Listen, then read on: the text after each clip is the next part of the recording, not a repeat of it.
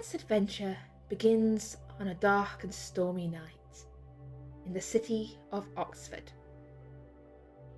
The rain is sleeting down across the streets, and you can just make out the dark shapes of the old medieval buildings on either side of the street. John Greaves, you're making your way through this downpour, presumably sheltered by... Do you own an umbrella? Or at least a good outdoor coat? No umbrella, but I do have a coat that I can pull up around my... Coat pulled up around you as the rain pours on down.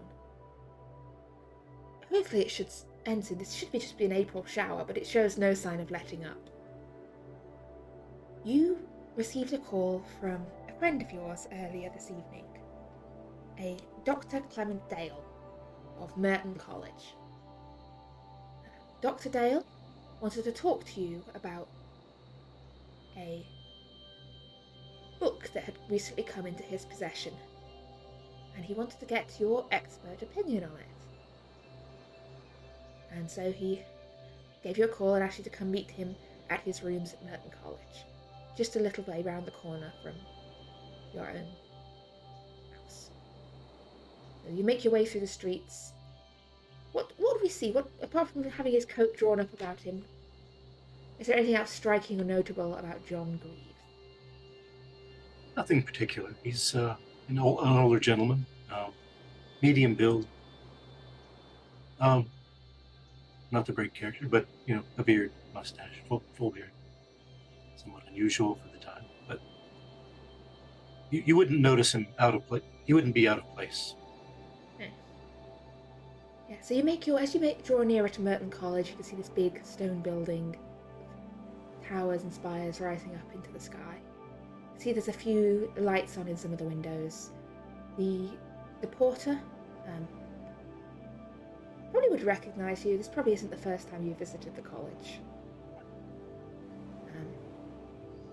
Offers you the book to sign in as a visitor, and ushers you through into the college grounds. And you're muted. You're quiet. Oh, did my mic stop working? Only briefly. But yeah, you make your way up, heading towards Dr. Dale's rooms. You can see there's a light on up in Dr. Dale's room. But there's not many people out and about tonight. It's wet, it's rainy, it's dark. Who wants to head out on a night like this? It would have been better to have stayed in my office at the library. But since he wanted to see me, I make my way over. And I go to his room. Greaves, is that you? It is. Come in. Oh, sorry. Sorry to call you out on a night like this. That's all right. What do you have in mind tonight? Oh, there's something I wanted you to, wanted your expert opinion on it. Really sure what to make of it, or really what to do with it. Yeah. Come in. Stick your coat on the hook behind the door. Trying to tread too much water in here. Port or whiskey? Sherry? Port, please. It's that sort of night. He pours you a glass of port and offers it over to you. Takes a sip of his own. Right. Yes. To business. Let's not be dithering around. This way. He leads you over to where there's a fire burning in the hearth. A couple of well-stuffed chairs on either side, and a table on which sits a rather roughly bound book. This is definitely not a professional binding job. It looks like someone's to have taken pasteboard covers and then bound together the content with it must be almost like string threaded through. It's a very shoddy job. I think, Clement, where did you come by this? Well, that's rather the long story. It was found actually in one of the old rooms. Do you remember? Do you remember old, way a bit before your time, Professor Lowe? You remember him? I believe I sort of do. Yeah. About 20 years back, had rooms up in the West Wing. Oh, right, right. Okay. Yeah. Yeah. Anyway, someone was doing some, renovating, clearing out. Someone's they're finally moving someone else into those rooms. Goodness knows why. They're cold and drafty, and like about 3 miles from the dining room. No wonder no one's wanted them till this point. Anyway, clearing this out, they found this behind one of the bookcases. Must have been left behind, dropped behind it. And well, Have you had? Sorry, you go ahead. Have you had a chance to look at it to see what's inside, or? Only a brief look. It looks. At first, I just took it for a load of nonsense, but here, take a look. Each hands the book over to you. All right, and I'll just open it up into the first page. Okay. As you open it up, you see it's not typed. It's handwritten, and on the first page there are only 3 words, written in quite a sort of neat calligraphied hand. And it just says, "In vino veritas."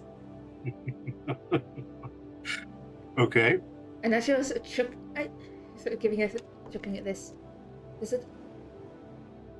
the wind rattles the shutters of the glass in the windows,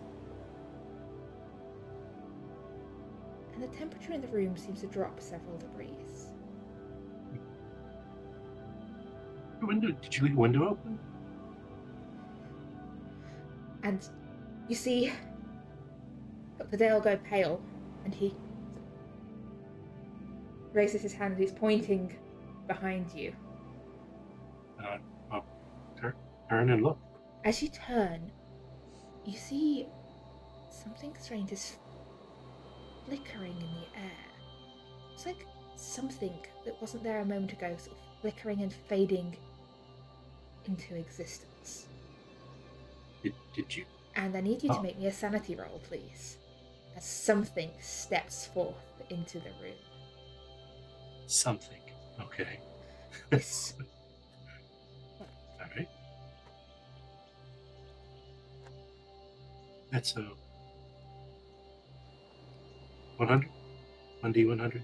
Yes, if you click on the little green button next to sanity on your sheet, it will roll it nicely. Ah. It does the maths for you.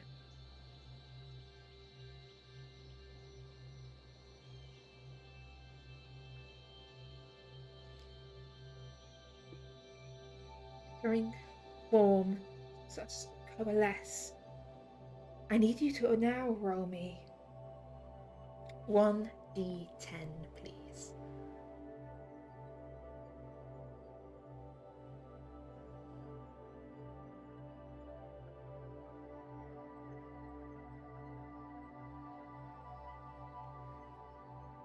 There. You watch this creature. You shy back instinctively. You drop the book. It lands with a thud on the carpet in front of the fire. And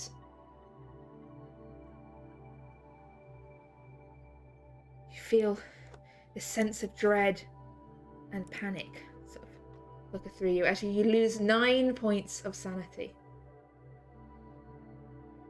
And I need you to make me an intelligence check.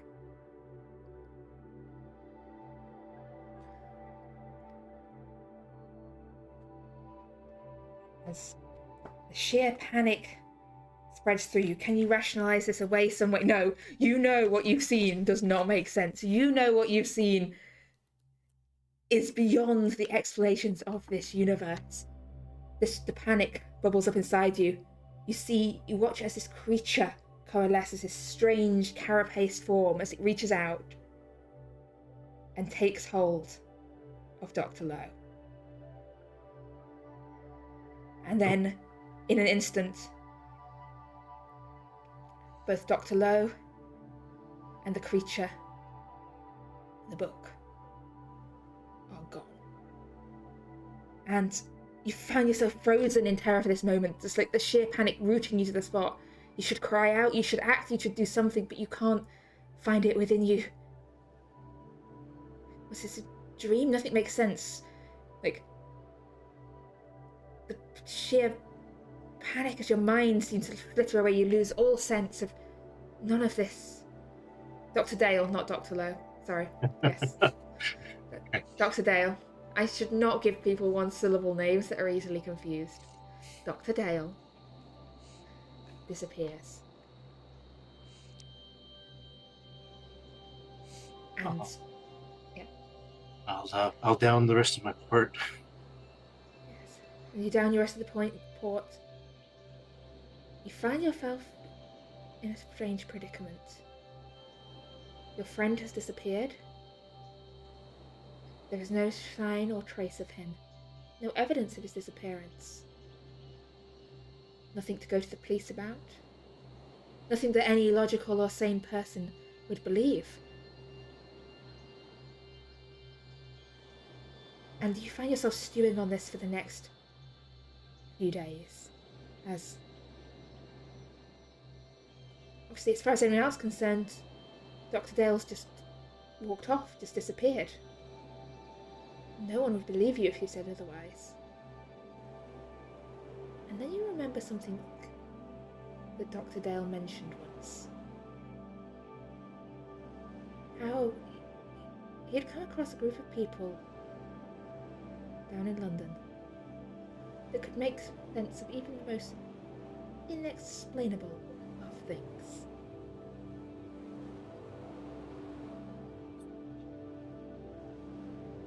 And so,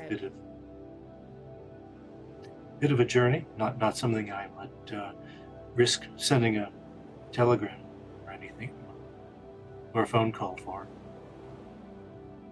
So I guess I need to set up. And so, we find ourselves about 4 days after the disappearance of Dr. Dale, down in London, with the members of the London Esoteric Society.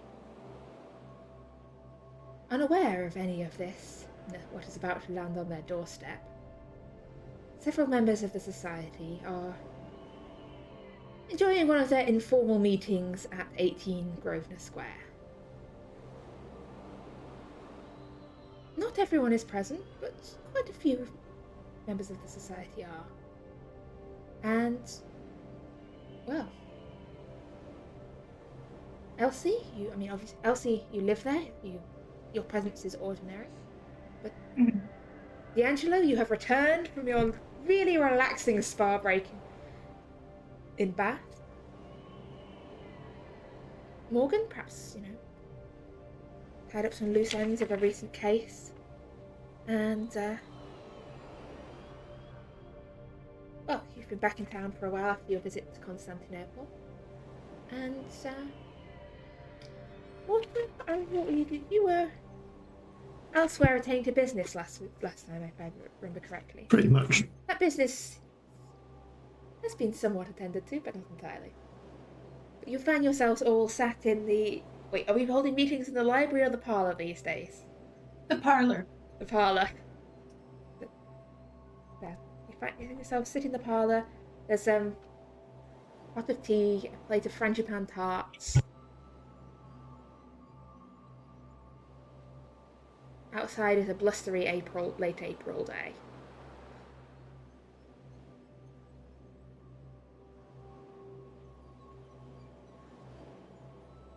So it is a bit strange for us all to be gathered again.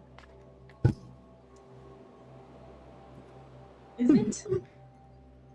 Very true. Not seen you in a long time, Morgan. What have you been up to? Oh. Been back to Constantinople. For the artifact we lost in train. Oh, that strange thing. Yeah. Yeah. I managed to find a little bit of info when I went there. Spent a bit of time there looking for one of Sir John's friends, I think, who's meant to be in Constantinople. I had a look around and found someone who was a bit of I suspect a shifty trader as such, not the person we were looking for. someone else from a long time ago who knew him in the Mediterranean, I think. Picked up a bit of information about that arm. You've probably heard the same about the story about that thief. There's a matter of a thief who stole something from a treasury, and I'll see if it's to do with the Sedefkar simulacrum, I think the name of the statue was, which the arm was, and for some reason this person caught the thief and had him flayed alive, I think, but I don't know much more about it than that. I'll check. I made notes at the time. I'll let you know what I found anyway. Good. Very strange place. Interesting shopping though. Yeah, and I arrived there just for a mission, and other missions came by, so I stayed there for a while. And yeah, been back to the States, been there and there.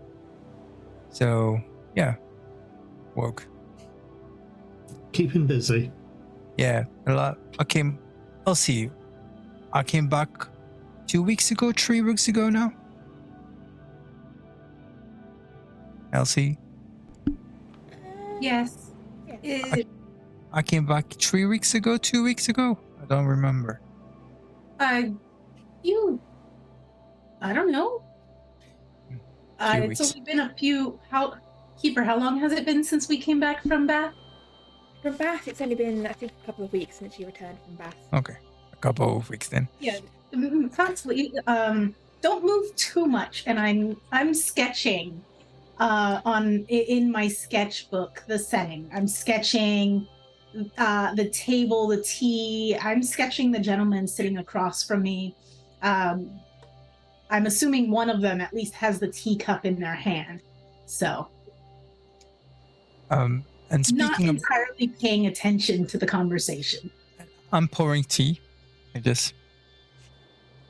And speaking about a few weeks ago, we met a gentleman who was interested in the Book of Monsters.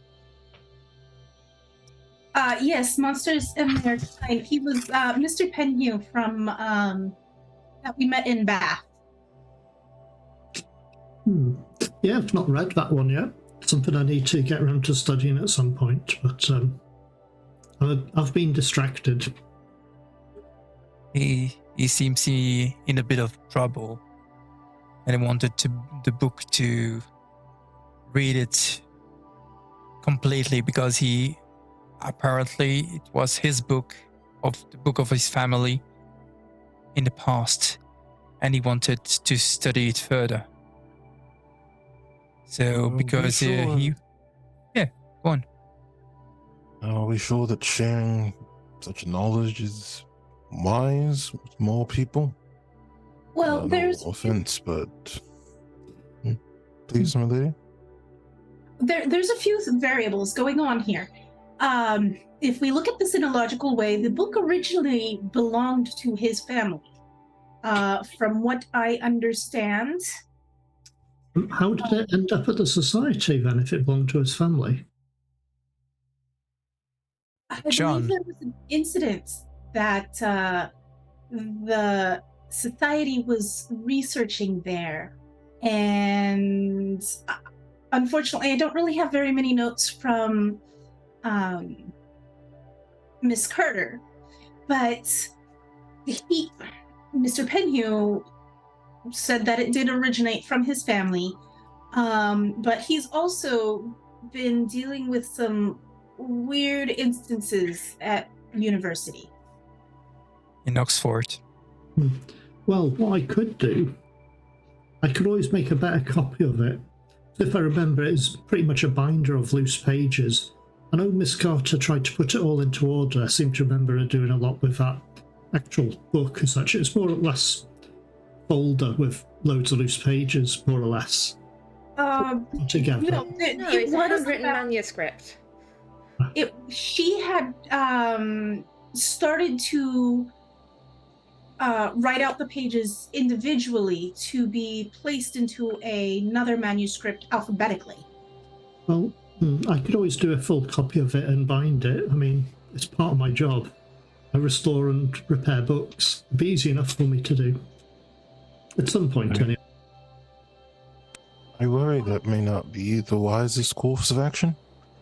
It's very clear that this knowledge in general seems to bring about disaster. If more than He- a few of us have fallen victim to it, perhaps I've we read a should. few books and I'm fine. I wouldn't worry about it. He asked for us to come to Oxford. And think he's- he did only want to borrow it. He did say he wanted to return it. Isn't that correct, Mr. McCrash? He did. He wanted to have the knowledge to protect himself. Does he seem honest? Yes. Yeah. I've interacted with him both in Bath and here. He was actually quite surprised to see me here.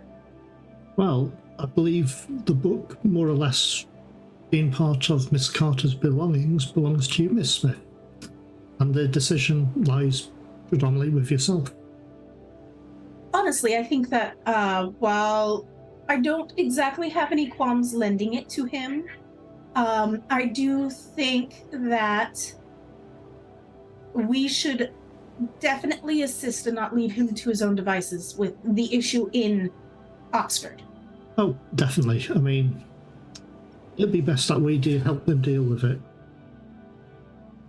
Now, from what Mr.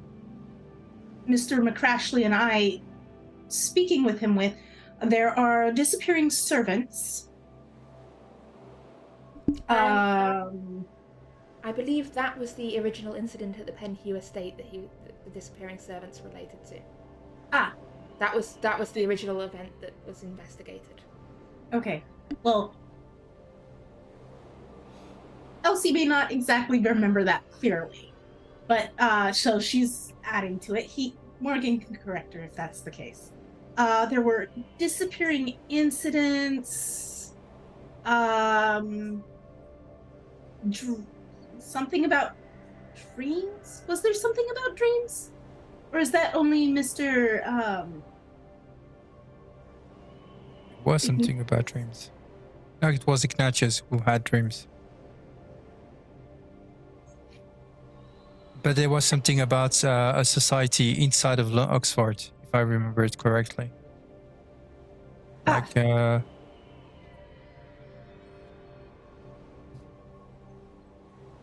What was it about dreams exactly?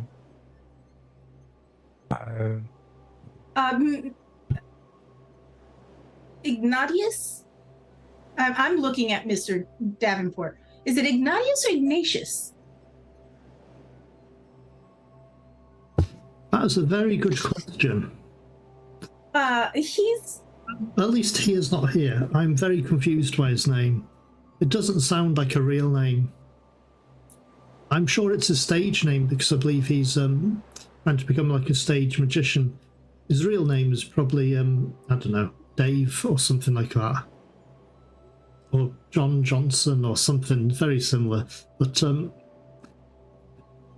think he was calling himself Ignatius, which, again, it's confusing, but we know who you mean anyway. Ig. That's it. I'll call him Ig. Yes. Well, apparently, something happened was it a few years ago? I did not take any notes. I need to start taking notes. He read a book, and the book caused people to die, and now people are having dreams about him in which he dies, and he's been trying not to die, and there was a really close incident in Bath. You were elsewhere, so I don't believe you. We tried to leave you alone. I'm very thankful. Very appreciative of that. Yes, so people are having dreams about him dying in certain ways, and he's been trying to avoid that, and so that's another thing that we need to look into. Too many things all at once.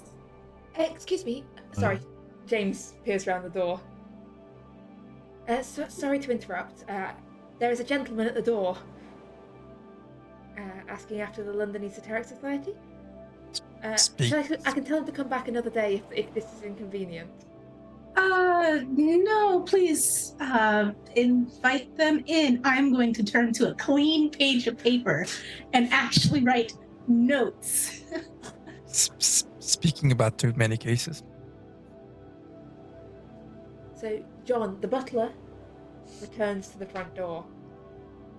Mr. Greaves, was it? Yeah, yes, it is. Please, come this way. The society members are awaiting you in the parlor.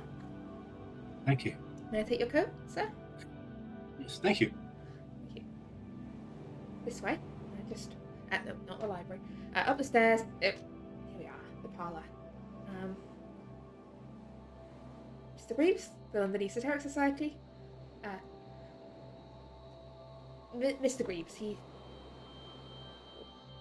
here to good visit. evening. I'll get an extra cup. No, Thank you. Good evening. Have a seat. No, thank you. I have some information that your society might be the place to go if someone has, say, a missing person who may have disappeared under somewhat mysterious circumstances. Elsie looks at her sketchbook, takes her pencil, and writes, "Missing person." Yes, we tend to deal with esoteric matters that don't seem the sort of things the police would look into, or things too complicated for the police to deal with. Well, that certainly matches the my particular predicament. Let me introduce myself a bit. I'm John Greaves. I'm library assistant at the Bodleian, or the library at Oxford. Oh, pleasure to meet you. Did you just say Oxford? I did, yes. I'm Dr. Mortimer Davenport. I own a bookstore not that far from here. Nice to meet you. I am Miss Elsie Smith, and I seem to have inherited the society. And I look at the other three gentlemen there. Yes, I believe the society was run by Miss Carter, and Miss Smith here, being her ward, has inherited the, let's say, the family business as such. Best way to deal with it. Nice to meet you. So, Miss Smith. I am D'Angelo Williams, an author of some fame, I suppose. I'm not quite as distinguished as my companions here, but I do know a little bit. And I'm Morgan D. McRashley. I'm a private investigator. Good assortment of professions that may help. I'll get to business on this. One of my associates, a friend of mine, Dr. Clement Dale, had asked me to come over from the library to have a look at a book that he just recently come into possession. It's one of the most ragged books I've ever seen. Looked like pasteboard with a string binding. Do you happen to have the book with you now? I do not, nor does anyone. Oh. That's frustrating.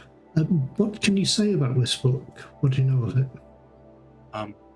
Well, like I said, the outward appearance was that it looked like it just had pasteboard covers. When I open it up, it's a handwritten manuscript calligraphy. He had asked me to look at it, to give an appraisal of it, and well, we got as far as opening it and looking at the foreword, which was basically in vino veritas. And immediately after that is when the surprise happened. Surprise? Surprise, yeah. Well, it was certainly surprising to me. The room and the temperature in the room dropped precipitously. Apparently, behind my chair, an apparition appeared. Dr. Dale pointed at, and I looked at it. I saw that there was actually something there. And shortly thereafter, both this creature, monster actually, Spectre? Yes, it had a specterish appearance. He and Dr. Dale and the book disappeared. It took the book as well. Yes. I'm right in that, remembering that right, Keeper. Okay. Quick question, Keeper. The title of the book, did it sound Latin? And have I heard of it before? I mean, so the single phrase, it is Latin, and I would say if Mortimer knows some Latin, he would know the meaning of the phrase. So, A quick check. in vino veritas is essentially translates roughly to in wine there is truth. That's true. Yeah, Mortimer's got Latin, I think, at like 60 or 70, something like that. So do I. Yeah. What Can you time just did this happen? It was about at night, about four nights or so ago. 4 nights ago. What time? In the evening? Noon? Late-ish, early evening, I suppose. I'm not entirely sure. I had to spend a bit of time recovering from the shock. Do you have any idea where the book came from, or where your friend Dr. Dale got it from? There was a professor in the building that was having his offices cleaned out. This book was discovered in his the things that had been left behind. Had that professor disappeared as well? So that professor hadn't been around for 20 years. His office had been empty, his rooms had been empty for that intermediate time because they were in a really bad location in the college and nobody wanted them. But I suppose John would know. Depends how up to date would John be on like college gossip and that sort of thing from 20 years ago. Would that be the sort of thing he might be interested in, or not? Yeah, it would be. I mean, he would keep up with it more or less to students coming into the library. In which case, yeah, you'd probably know that 20 years ago, the previous resident of those rooms, a Professor Anthony Lowe, disappeared without a trace. And that is why I mixed up Lowe and Dale. Can you describe what this creature looked like? I was a bit out of my mind at the moment when I saw it, but what would be the best way to describe that Keeper? A shambling hulk of a monstrosity. Ah, that's it. It had a carapace. Keeper, does that description match anything that I would know of? Which make me a Cthulhu Mythos roll. Which books have you read again? What's it, what's it called? Book of Ibon. Okay.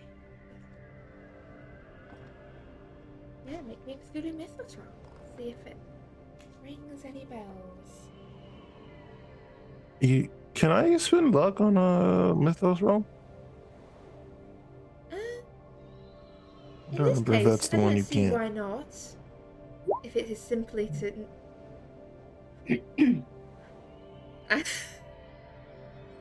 I will spend. Elsie, No, I'll spend all 19 points. Elsie, just thinking about this, you have this flash of fear runs through you. It's not in my book. Something about this description. You can't place it, you can't remember the details, but you remember something. You've definitely seen this somewhere, and this flash of like panic runs through you. Oh god, this is not going to be a good one. This is going to end badly. You lose 1 point of sanity.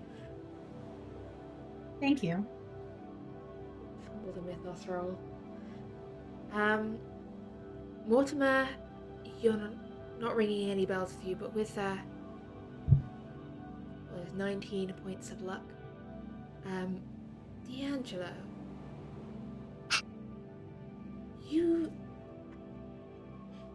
wasn't a whole lot of sort of information or description in the books you've read, but something about this description, more about what it did rather than what it looked like, does ring a bell with you. A creature that can step out of nowhere and step back into nowhere in just an instant. Sounds like something that is occasionally referred to as a star walker, or a dimensional wanderer. A creature that can cross between worlds and take people with it. You swear you remember Elsie mentioning something about one once in a passing part of a conversation. But maybe it wasn't Elsie. Maybe it was Maddie. Now you come to think of it, Maddie must have mentioned something about one once. An old encounter with one, or an old mention of one. Perhaps second-hand news, perhaps a story she was telling once. But that was, years ago. You don't remember the details. We used to have Miss Carter's notes. I believe this creature has been discussed at one point or another. A walker, a wanderer, a being that can cross dimensions or space. It's not my expertise, but Miss Carter was interested. But we got rid of the cube.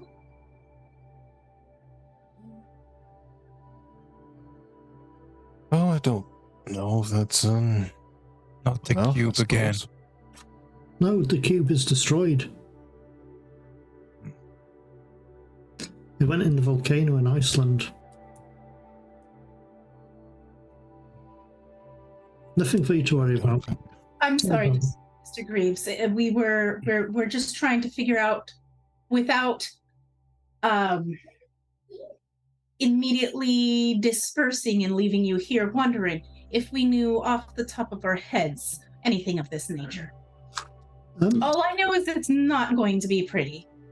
Yeah, this walker thing doesn't sound similar to anything I've encountered before, and I don't believe it's tied in with that cube, but you mentioned Miss Carter may have done some notes on it. Perhaps someone could have a look in the library to see if there's any notes that she has left about this creature. I can go. I will leave my notes on the table and I'll go into the library and look. Mr. Greaves. Yes. Go on. No, we'll get to Elsie in just a moment. Mr. Greaves, does the name Pennyhue ring a bell? No. Guys, Make me a luck roll, Mr. Greaves, please.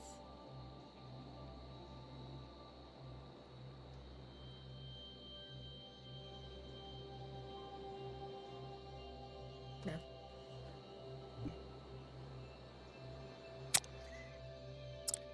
I'm asking because we had a visit from a certain Mr. Pennyhue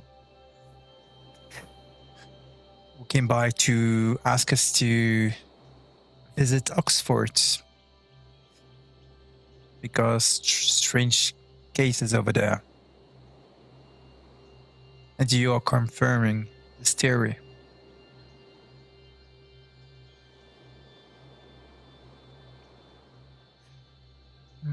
I think we have to plan a visit over there sooner than later. You mentioned that the professor's office was being cleared and this book was found in it. Has the office been cleared completely, or was there still stuff to be dealt with? I'm wondering whether the professor had journals or notes he kept. What was it? It had been completely cleared. Keeper? Yeah, so it would have been sort of mostly cleared out years ago. And this was only found because they were sort of taking out furniture. And Oh, right. It was behind something. This creature didn't say anything when it appeared. No. It had no interest in you, just doctor and this book. Right. I mean, well, he did point at it. I suppose may have incensed it. I don't know. And how have you felt in the days after, or the time after? Have you been healthy? Sick? For some time afterwards, I couldn't quite get myself together. It was quite a shock. I'm just curious, what was Dr. Dale's specialty as a doctor? Early English history. Thank you.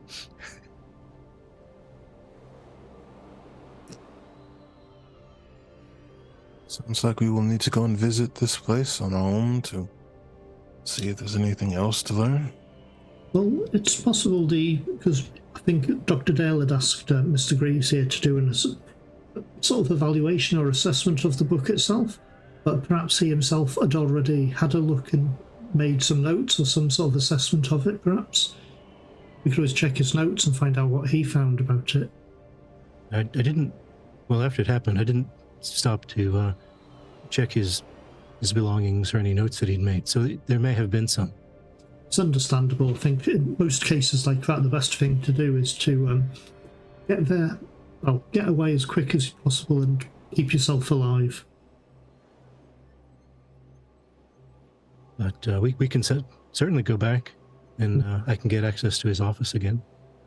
Yeah, there's certainly some strange creatures out there, so yeah, sounds somewhere to start. Unless anyone else has any other plans, or... Nope. I'm ready to go whenever you all are available. I don't think it's too late now, is it? Or Keeper? What sort of time? Early evening? The time is Afternoon. entirely in your hands. I think it was afternoon tea we were having. Maybe twilight as the light is vanishing the last dregs of the sun.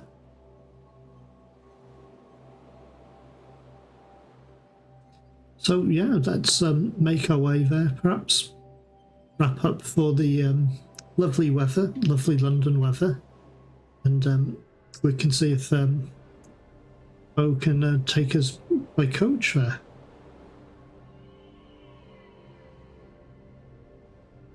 I don't Good.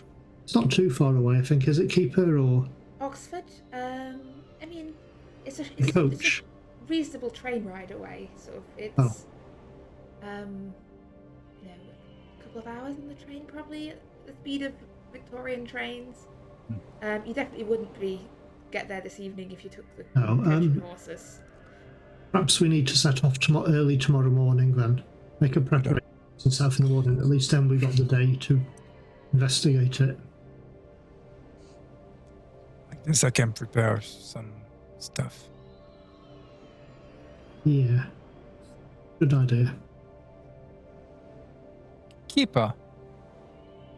I don't know why, but will it be possible to have silver bullets? Yes, if you want to take silver bullets, you can take a silver bullet. I feel, given Morgan's history and past encounters, that you would definitely have silver bullets as a thing you can. I know it's not going to change nothing, but I don't know. Yeah, yes, you could have silver bullets. I actually suspect because of how good Morgan is with a rifle, he probably just knows how to make bullets. So he's probably made them himself, considering his background with werewolves. I mean, if they're given, perfectly reasonable for Morgan, given everything that's occurred. And it's got a thistle on every bullet, like a flower of Scotland, If he sits there in the evenings, just there like etching thistles into bullets. As long as you haven't written my name on one of them, we'll be fine. It's quite a long name. True, but you could abbreviate it down to MAD if you want. Too many M's, too many D's, mate. So Morgan's getting his silver bullets, and the plan is to go to Oxford tomorrow. Where are people spending the night, or where are people? During that part of the conversation, I was in the library. Oh yes, you were. Thank you for reminding me. So you went over to the library. This is just sort of the normal area of the library. excluding books that have been locked away for readers' safety. What is it you're looking for? I am looking for the notes that Maddie kept of anything that she worked on or had interest of prior Okay. to her passing. Give me a library use roll. Let's see what useful things there are lurking. Yeah, you're spending some time rummaging around. It seems that Maddie's notes, perhaps some of them were on her person when she disappeared. Perhaps some of them... You swear there should be more notes than this are in the library. In fact, there are even a couple of gaps on the shelves where you swear there used to be some of Maddie's notes. I'll go up into the other office with the safe and see if there's anything up in there hidden. So, is this the safe where the tomes are kept, or is this just the Maddie's backup safe? First the tomes, and then I think later I will check the Maddie's personal safe. Yes, as fitting the 2 safe rule, any building can only have 2 safes, and beyond that I get very confused. So, the main safe is looking quite empty these days. You did dispose of a large amount of its contents. There are still a couple of books in there. There is still the lead tablets. And I think that's about all there is in the safe these days. It's been pretty much cleared out. But in there is a copy of There's Monsters and Their Kind.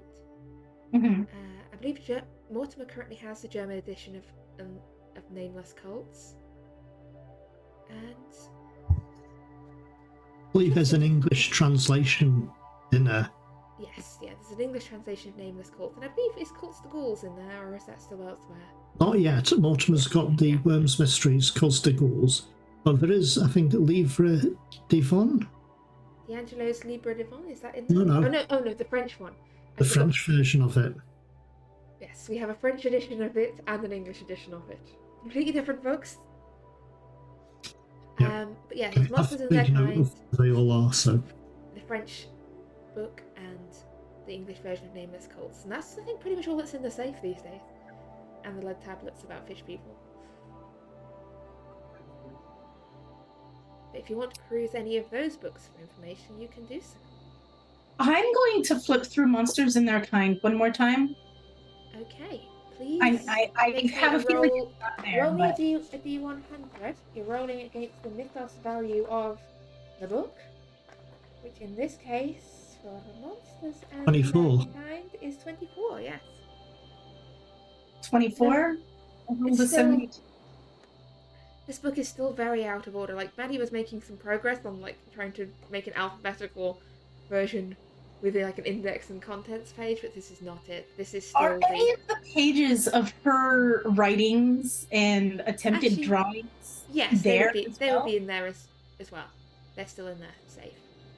I'm going to look through those individually and see if any of those have it. Okay, give me another library use roll here. This is not necessarily the mythos content, this is the you're not having a good day for research. You feel feeling sort of troubled from something earlier just has set your nerves on edge, and you find yourself unable to sort of focus clearly on the words on the page. Like, you are not in a suitable frame of mind for proper research at the moment. It's just not. I'll put the books back in and I'll slam the safe closed. The clang. And then I think I'm going to stomp my way into my bedroom, Maddie's bedroom, the same room, I think. Now. Yeah. And I'm going to open the safe there and see if there's anything in there. There is nothing in there.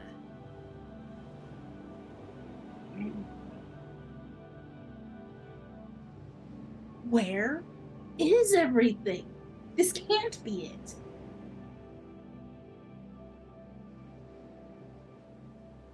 I'm gonna huff and puff a little bit in the room by myself to try to get rid of some of this anxiety / aggression before dealing with individuals.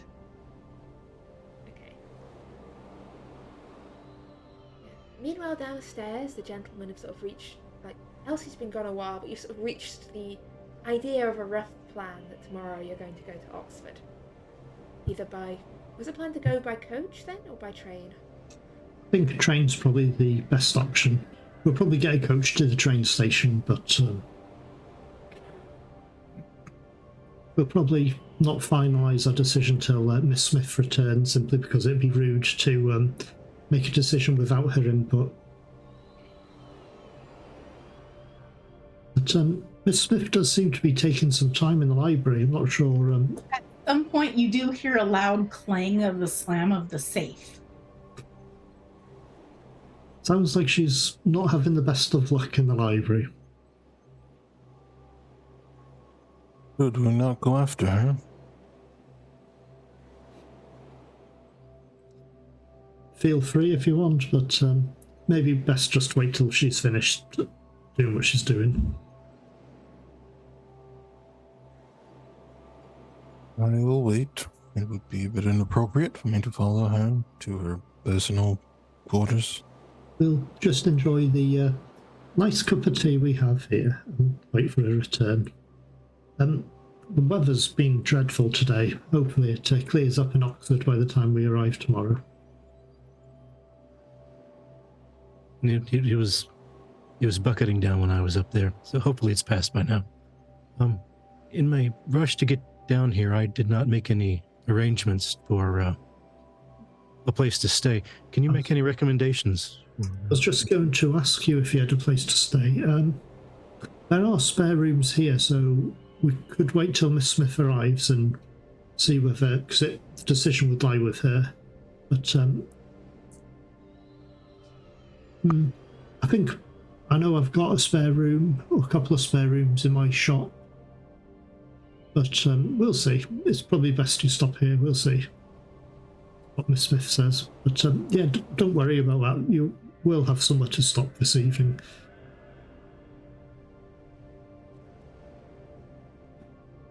So, Elsie, are you returning back downstairs, or is someone going to have to go and hunt you down? After a little while, I'll come back down, but I've got a little bit of a grumpy face. Like a happy teenager. I No take luck. it things did not go well. No, I can't find anything regarding any of this. It's possible that she had this information with her when she vanished. It's possible that somebody's come in between the time that she vanished and now and have cleaned up her notes and taken them somewhere else. Or I don't know. I don't know. The notes are missing. I mean, I've got the notes of monsters, but that's locked in the safe where everything else is. I could always have a quick look through the library in case they've put the notes somewhere on the shelves between books or something like that if you want this evening. But I looked and I didn't see anything. There were missing books. Another matter, Mr. Greaves here travelled here in quite some haste. Hasn't actually sorted out accommodation for this evening. I think we were just... Would you think it'd be okay for him to stop in one of the spare rooms here?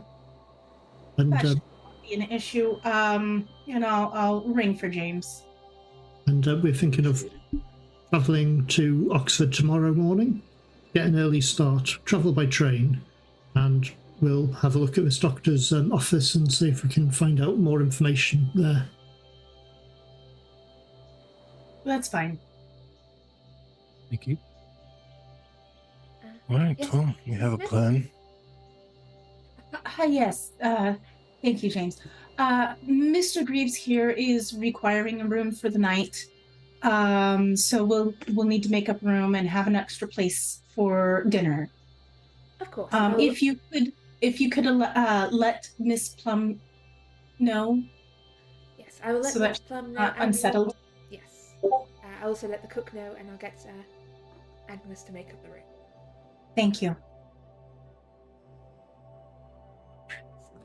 I think I'll just have a look in the library, see if I can find any of Miss Carter's notes on this thing. Yeah. So I'll just. Looking through the library, you don't find any of Maddie's notes in this thing, because they appear to be missing. The notes are missing. Yes. That doesn't make sense to me because I know Miss Carter wrote a lot of notes. Hang on, wasn't there? I'm trying to think. I'm sure someone mentioned about something being missing from the library. I can't remember. Anyway, I'll just return. Yes, apart from browsing the library, is there anything anyone else would like to do that evening other than enjoy dinner and get a good night's rest before heading out to Oxford? I'm having dinner with everyone, but after I'm going back home to pack some gear. Okay, is there anything unusual you're taking with you? Essentially, anything other than, pocket watch, a handkerchief, and normal Victorian gentleman accoutrement? I think I'm going to have a wooden guitar case, with a lot of guns in it, but I'm not sure.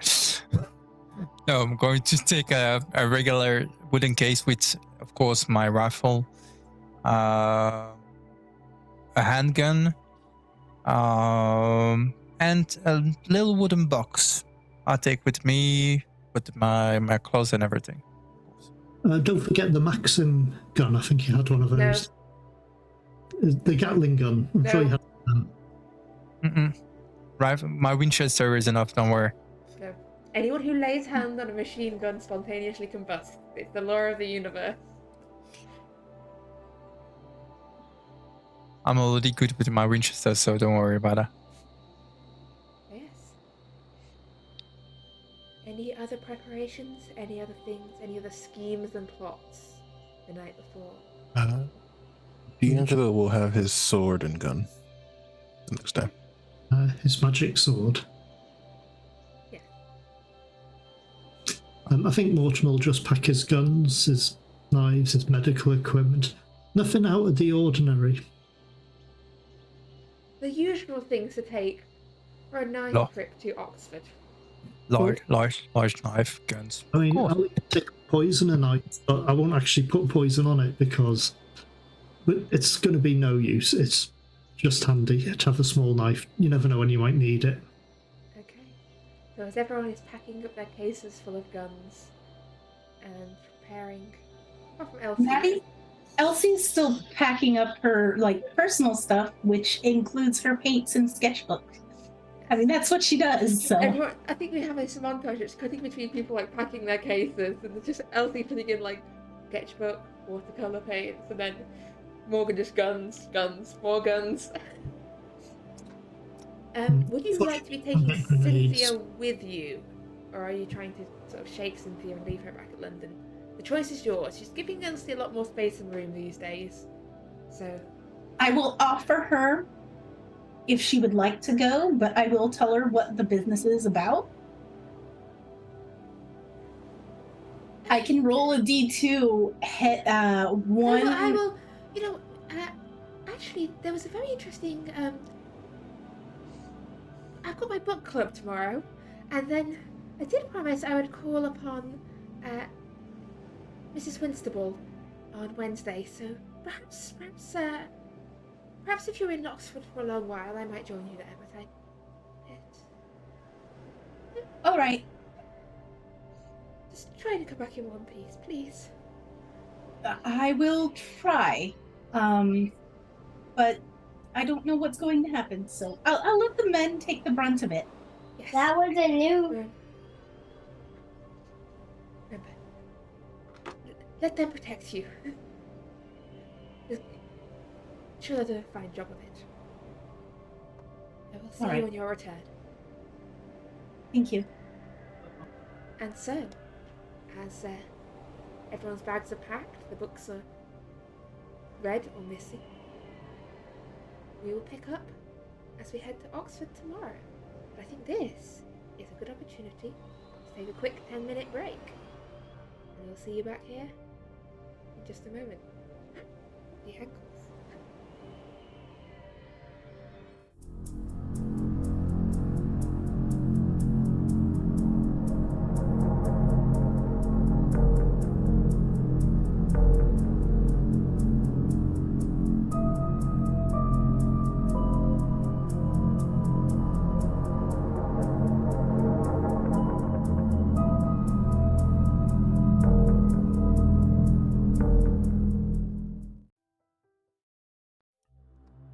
we are back. So, you're heading up to Oxford, taking the train up. A couple of hours outside London, as you sort of seated together in one of those little compartments on the train, as it chugs its way northwards towards the town of, well, technically the city of Oxford, I believe, already at this point. But compared to London, very much a town. As you make your way out, you see the countryside passing by. Early springs, just there's some leaves starting to appear on the trees. There's the first May blossom starting to appear on the hedges, pink and white as you make your way up. It has stopped raining. The sun is shining as the train pulls in to Oxford.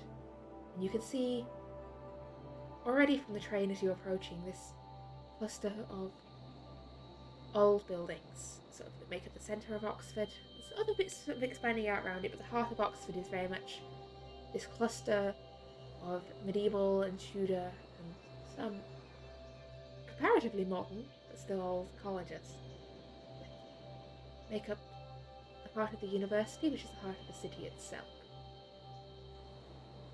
And as the train pulls into the station, porters and train people come to assist you with any heavy bags that you might have. Whether you let them assist you with any of your suspiciously heavy bags, it's entirely up to you.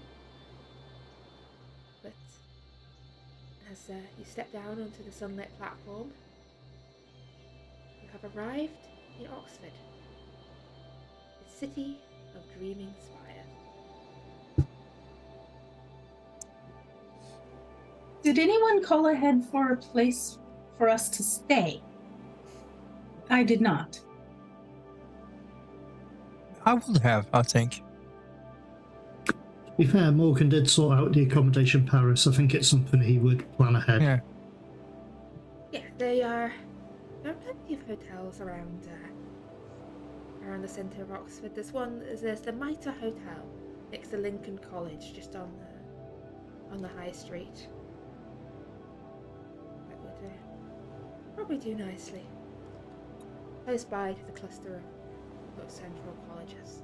So we're going to the hotel first. Okay. I think that would be wise. Mr. Greaves, quick question. Was Dr. Dale reported as missing? Or- I did not report this to the police. No, it's okay. I was just wondering whether people had... They probably think he's just on leave of absence for a bit. Oh, fair enough. I was just wondering how much information to give when we arrive.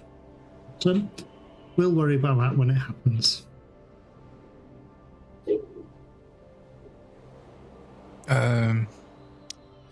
Dr. Mortimer, when we arrived at the hotel, can you come by to my room? Got something to show you. No problem. I've got a little gift, don't worry. Is it a book? Not this time.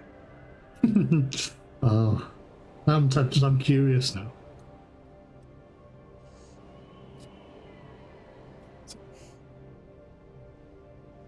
So assuming we are arriving at this hotel, that everybody's... Yes, unless anyone has any detours or side trips they want to make, you can easily reach the hotel. I would Cross like the to take, bridge, past the castle, and through into the town. I'll make a quick stop at my flat to change clothes since I've been traveling for days.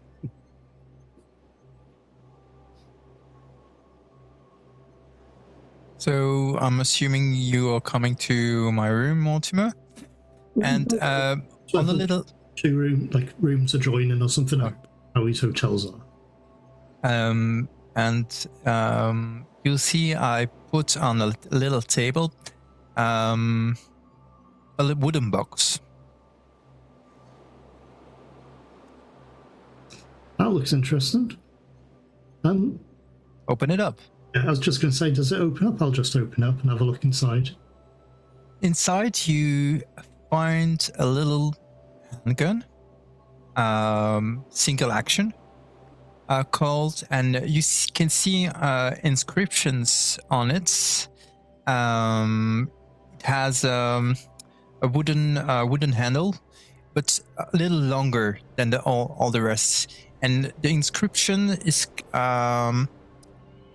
written Colt Bisley model. And this model has been made last year. It's not a bad shot, and the handle is quite nice, and I think it can be handy. And yeah, if you see on the on the flats, you can see the inscriptions MD. Now this is a beautiful gun, which reminds me, it has been quite some time since I saw you, and I actually ordered a rifle.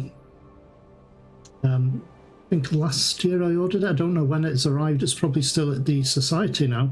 We took it to Iceland. 1894 Winchester. Nice year. Oh. Nice year indeed, yeah. Already bought one. Was a couple of things I needed to tell you, which whilst we're alone I can tell you. Franco, told about what happened with him? No, I know we never saw him. Last time we saw him, it was in Paris. Yes, I've heard from someone else. Well, a very good source that Franco is dead. Fuck. The person in question was very distressed about it and in London, so it looks like Franco may have made his way back. I believe one of the mudlarks had mentioned having seen him, or someone who looked like him but rather fish-like, as well around the same time. So yeah, I've been told Franco's definitely passed on. And the matter with Miss Carter, you've probably not been told. She went to Brighton, I believe, on some investigation. I wasn't involved with this, but I believe from the information I was told, she lost her mind and was killed during a struggle of some fashion. But I haven't actually been told the details. I've filed a missing persons report with the police, and they've turned up nothing in Brighton. But I believe both she and Franco are definitely passed on. Yeah, I didn't have the details, but that's what. Also, Augustus has died. Yeah, unfortunately.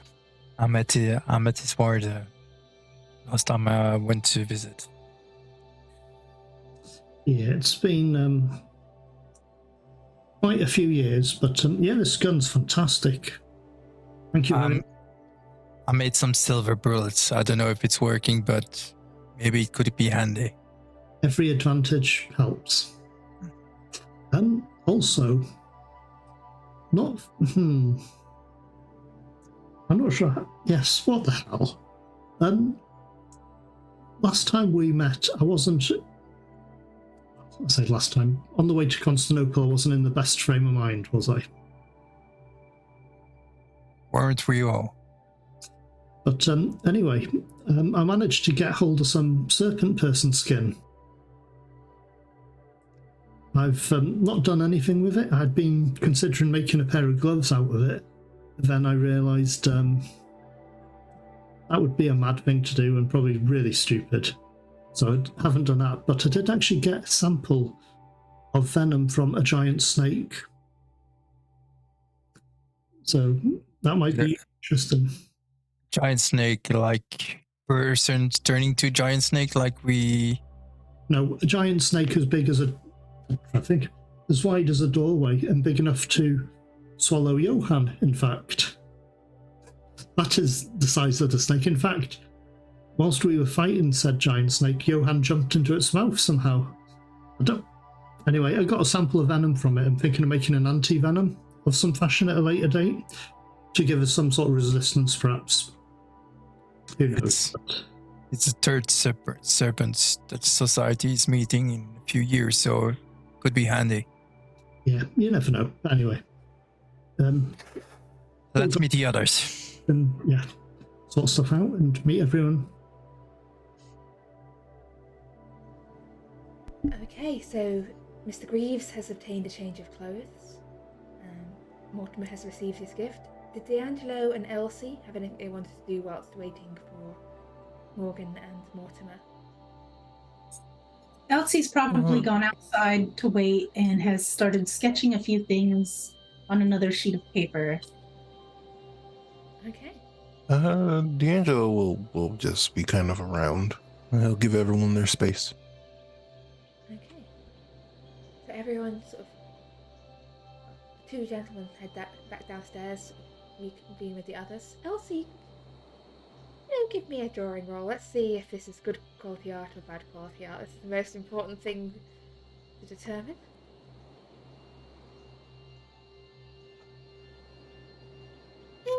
Could be better. This was not your best work. I think that probably still remains the erupting volcano watercolours as the best ones. But yeah, you are all together once more. Question is, where next? Where does this investigation begin?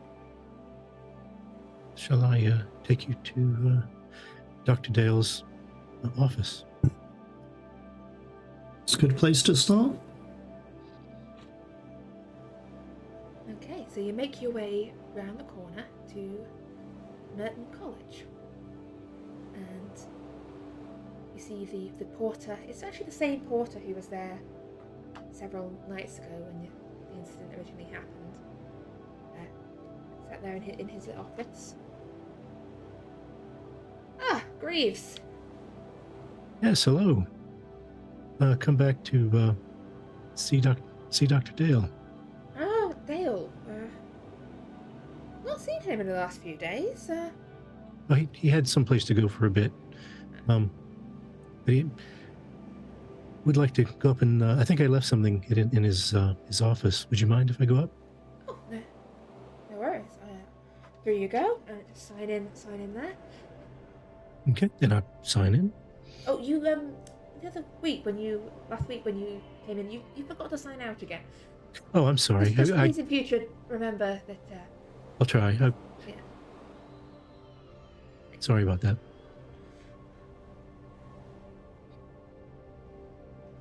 So, John passes the porter's office and heads into Merton College. I'm guessing we all have to sign in. Yes. Who are you, sir? Oh, Dr. Mortimer Davenport. Yeah, these are associates of mine. Wow, that's quite a few associates. Dr. Davenport was that. And which college are you with?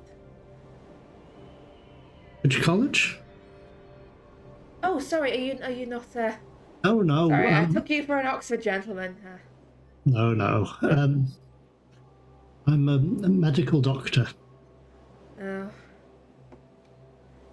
I see. Well, I'm just a friend of Dr. Dale and Mr. Greaves here. Associate. Interest in books and that sort of thing. I actually have a bookstore in London. Bookstore, interesting. Yeah, if you just sign in here, please. Is Dr. Dale having a party?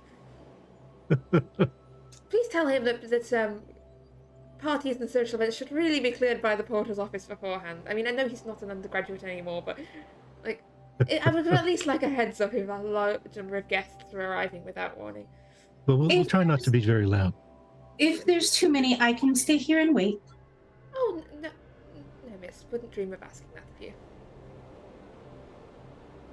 Are you with these gentlemen? Yes, she is. Yes. Yes, please sign it. Dr. Davenport is my uncle. Yes. Please sign in it just to make clear that you're not permitted to remain on college grounds after nightfall. Understood. Thank you. And I'll sign in. And he kind of looks over D'Angelo and Morgan sort of looks down his nose a little at both of them. Like, I suppose you gentlemen are both also guests of Dr. Dale's. Well, I'm a guest in general for the college. I'm an author, and that is doing a bit of a talk later.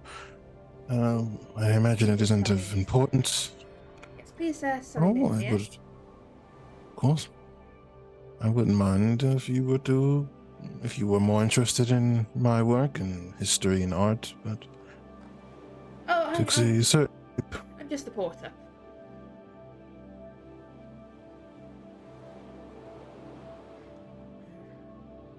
And, you can sign in too. But, Thank you. Say nothing else, and I just write my name down. and I'm looking with my good eye.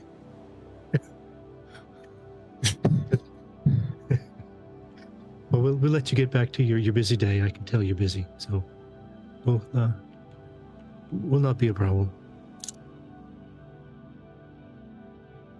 well, Onyego only waves you through on the college ground.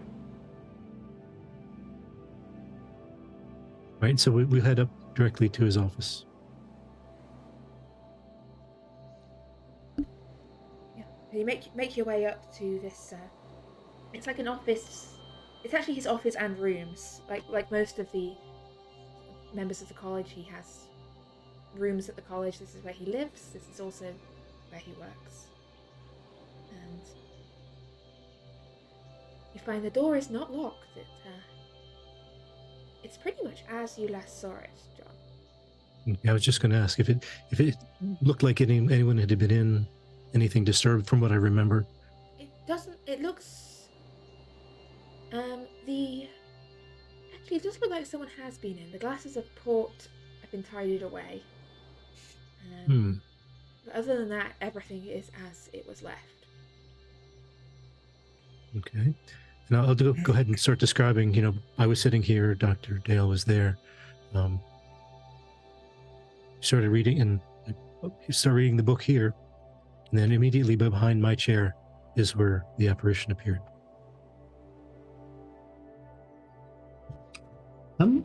Looking around, is there anything unusual? Any journals or booklets out on his desk? You can give me a spot hidden. Why not? Take a look around. You I could said do the same. a book was previously found behind furniture in an old office? Yes. Yeah, Dr. Lowe's office. He had left about 20 years ago, but they were just finally getting around to cleaning out everything in order to make room for someone new to come in. Well, then it's likely that if it did vanish, maybe it found its way behind something here. I'm going to actually look behind furniture, like behind the bookcases and such like that. I'll join in to help look.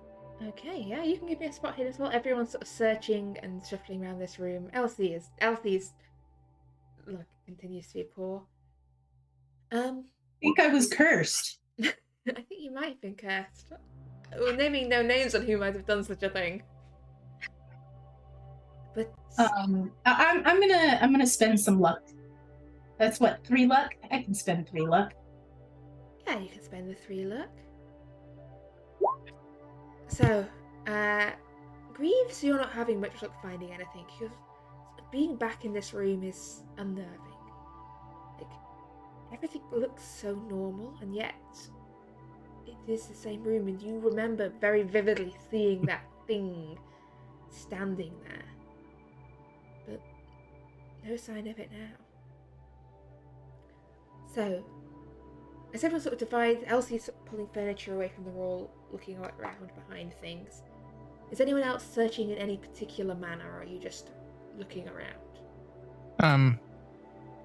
I'm searching for everything I can find. That's why I rolled. Because when I said, are you searching any particular area of the room, or are you searching for anything in particular? I'm going to ask. I'm going to, scan first all the room. If there is a desk, I will search around the desk. maybe to see if there is notes fallen from the desk or something like, or something written on the desk, or some paper that has been left there. Yes. So you're searching around the desk. Elsie's searching behind furniture. And D'Angelo and Mortimer searching anywhere in particular. Mortimer's going to check for journals, like diaries, journals, that sort of thing. Predominantly the desk area and anywhere he might have filed papers. Okay. D'Angelo's looking the area around where the apparition was supposed to have been, specifically looking for anything occulty or abnormal, supernatural, that kind of thing. Sort of like residue or something, perhaps. Okay, we shall start there then with D'Angelo. As you're searching around, looking at around, like the ground around where John had pointed at this thing having appeared, you can see that someone has definitely, the fire has been cleared out and laid. Like someone has definitely been in here, swept out the ashes, tidied at the fireplace. But what they haven't got rid of is the marks on the rug. It almost looks like 2 singe marks on the rug in front of the hearth. Both about this big, about this far apart. Just these 2 marks singed into the rug. Almost looking like footprints. And I don't recall that being there before, right? You don't remember any burnt footprints in but D'Angelo, D'Angelo, you see this on the rug in front of the hearth. Does it look normal to me? Is it 5 toes, or is it dinosaur it's clear enough toes? to be actually work out the number of toes. It looks larger than a human foot, more splayed out in shape, but it's not distinct enough to sort of start counting toes. I mean, there might be quite a lot of them. Does the carpet look normal to me, or is it like it's still the carpet, or is it maybe melted in parts or anything like that? Just singed where these footprints are. Just singed. Oh. Yeah. Otherwise, it looks perfectly fine. Mortimer, searching around on the desk. There's several books out. They mostly look to be books about Oxford.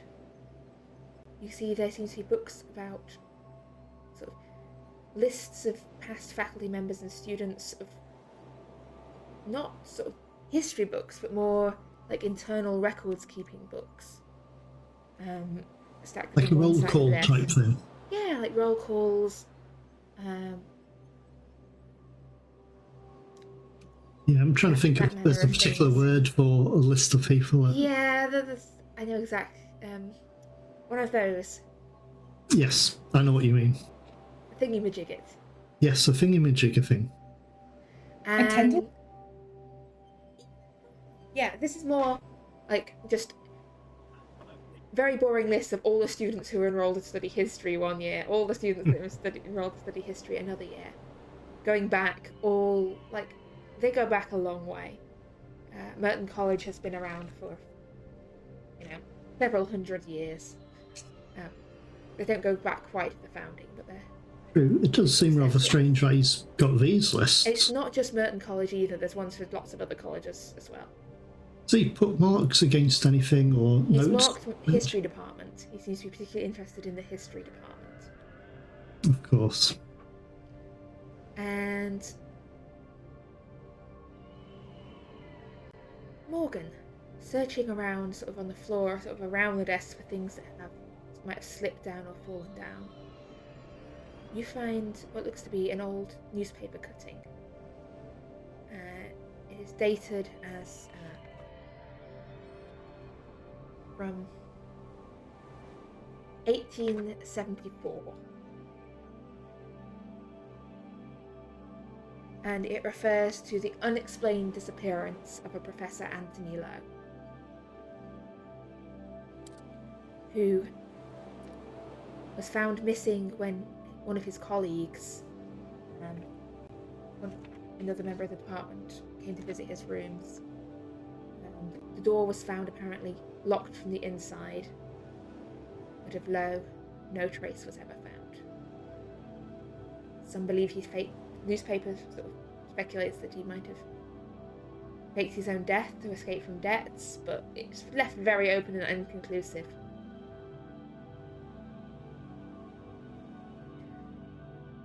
Elsie, making a more dramatic search, sort of pulling things away from the walls, peering behind things, searching around. You don't find any conveniently tucked away books down the back of there, but you do find a crumpled and faded invitation to a dinner party it's yellowed and dog-eared around the edges. It's inviting, it's not even addressed to Dr. Dale. It is addressed to a Albert Marlowe, and it's inviting him to a meeting of the Veritas Dining Club. And it is it's dated as 1858.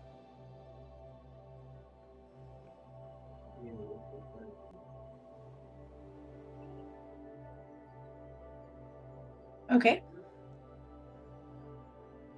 Anything else? That is all you find. Falling down the back of things. Seems like mostly people have been doing a good job of cleaning here. Well, this seems clueless. I mean, completely unrelated.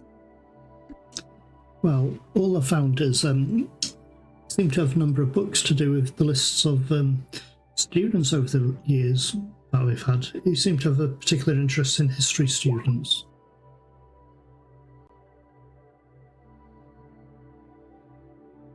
But that doesn't really... Well, I'm not sure. Mr. Greaves, would that be something you'd expect him to be interested in, these sort of things? Yes. Mm-hmm. I was hoping he'd have some handwritten journals or some sort of notes about the book. I would have thought so. It would have been in character for him to have kept notes of what he'd been working on or what things he'd come into possession of. Unless someone cleaned up. A waste paper bin next to the desk keeper, something that he's... There is a waste paper bin. It is empty. Yeah, that's what I was worried about. Well, keeper.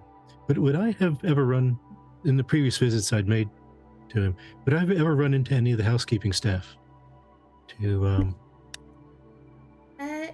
Yes, you probably have run into one of the scouts that sort of cleans and takes care of all the rooms, and you know that they keep they've got high standards at the colleges. Most rooms are cleaned like every couple of days at least, not every day with someone coming in to do the cleaning. You probably cross paths with some of the housekeeping staff, but not well enough to sort of know any of them by name. But would I know where to look to find them? Yes, you would know to head downstairs into sort of the college basements. Okay. I wonder, since the room seems to be a bit tidied up since I was here, maybe I could talk to one of the scouts downstairs. Maybe they have some information. Sounds a good idea. We could see if they've taken anything. I don't think we'd be able to recover anything they've taken and thrown out, but at least we'll have an idea. Did anyone find anything interesting? I found just these books. Found a newspaper note from another Anthony Lowe disappeared in 1874. I found a dinner invitation to the Veritas Dining Club. Is that dining club still open? Veritas, Truth, right? Quick question: would Mortimer know anything about dining club? Make me. Would you just say like a finance type thing? Because I'm not sure. What's the- Yeah. Bill, because Creating role. I mean, Mortimer didn't go to Oxford, did he? I don't know. I don't. This is a very important question to establish now. Did Mortimer study at Oxford or not? Well, the question will be: what would you regard as the best establishment for study in London as such, or that area? Because I mean, Oxford is not in London, but no, but it is. Godfather Earl Grey made sure. Well, he was an Oxford man, so he would have encouraged Mortimer to go to Oxford himself.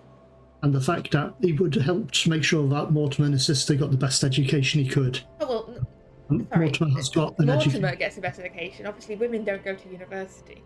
Not Okay. only in, not And women of women not women of quality.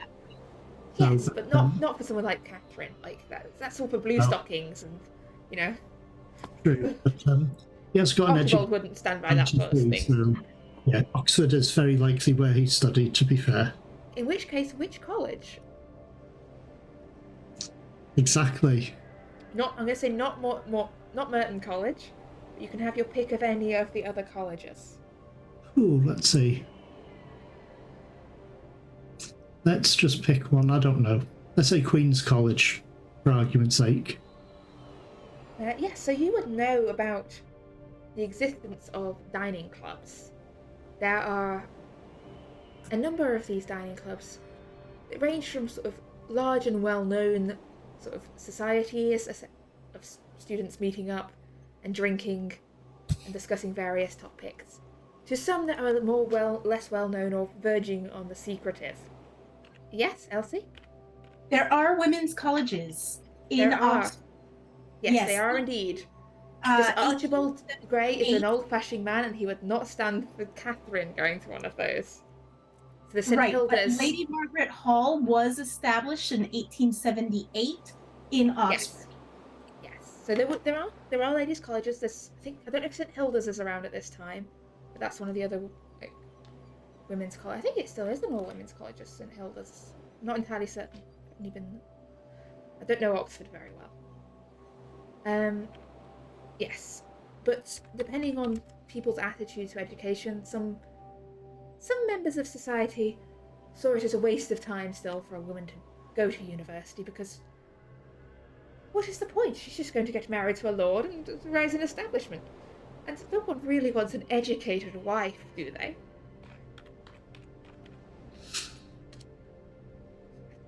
I apologise now for embracing the Victorian gentleman and all his... Very true. Yeah, I'll but yes. just mention dining clubs do exist amongst the colleges, but Yes, some so are some secretive. Of more famous ones, you've got things like the Bullingdon Club and things like that are well known and have rules and uniforms and very well to do. Yeah, some have attendance. reputations as well. Yes, But this, some of them are college specific. this is a particular. Yep, what happened? So let's see. What would Mortimer know of the Veritas Dining Club? I was going to say make me an intelligence check here. This is you thinking back and remembering No problem. how much you might know.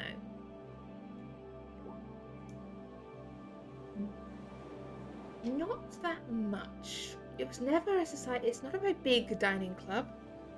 It was not college specific, so it took members from sort of all over Oxford.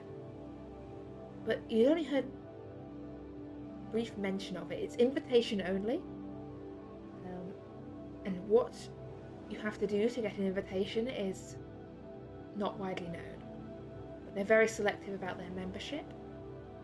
And how long ago was Mortimer at Oxford? This is lots of questions and calculations of how many years ago this was. I think, well, Mortimer's 40 now, so we'll say, well, it's about 20 years, give or take a couple. Or just over 20. Okay. Good to know. But yeah, so you don't know a whole lot about what the society was. Actually, I don't think anyone think you of know it- would have been a member. I think of Not it, that you know of. it's a similar time to when the Professor Anthony Lowe went missing 20 years ago. But if you were over in the you were studying medicine, like different department, different college. Yeah. I'm not gonna get. Who remembers what some history professor was doing when they were at university? Like. No. But yeah, so I just mentioned that I'm aware of dining clubs existing, but don't know much about this one.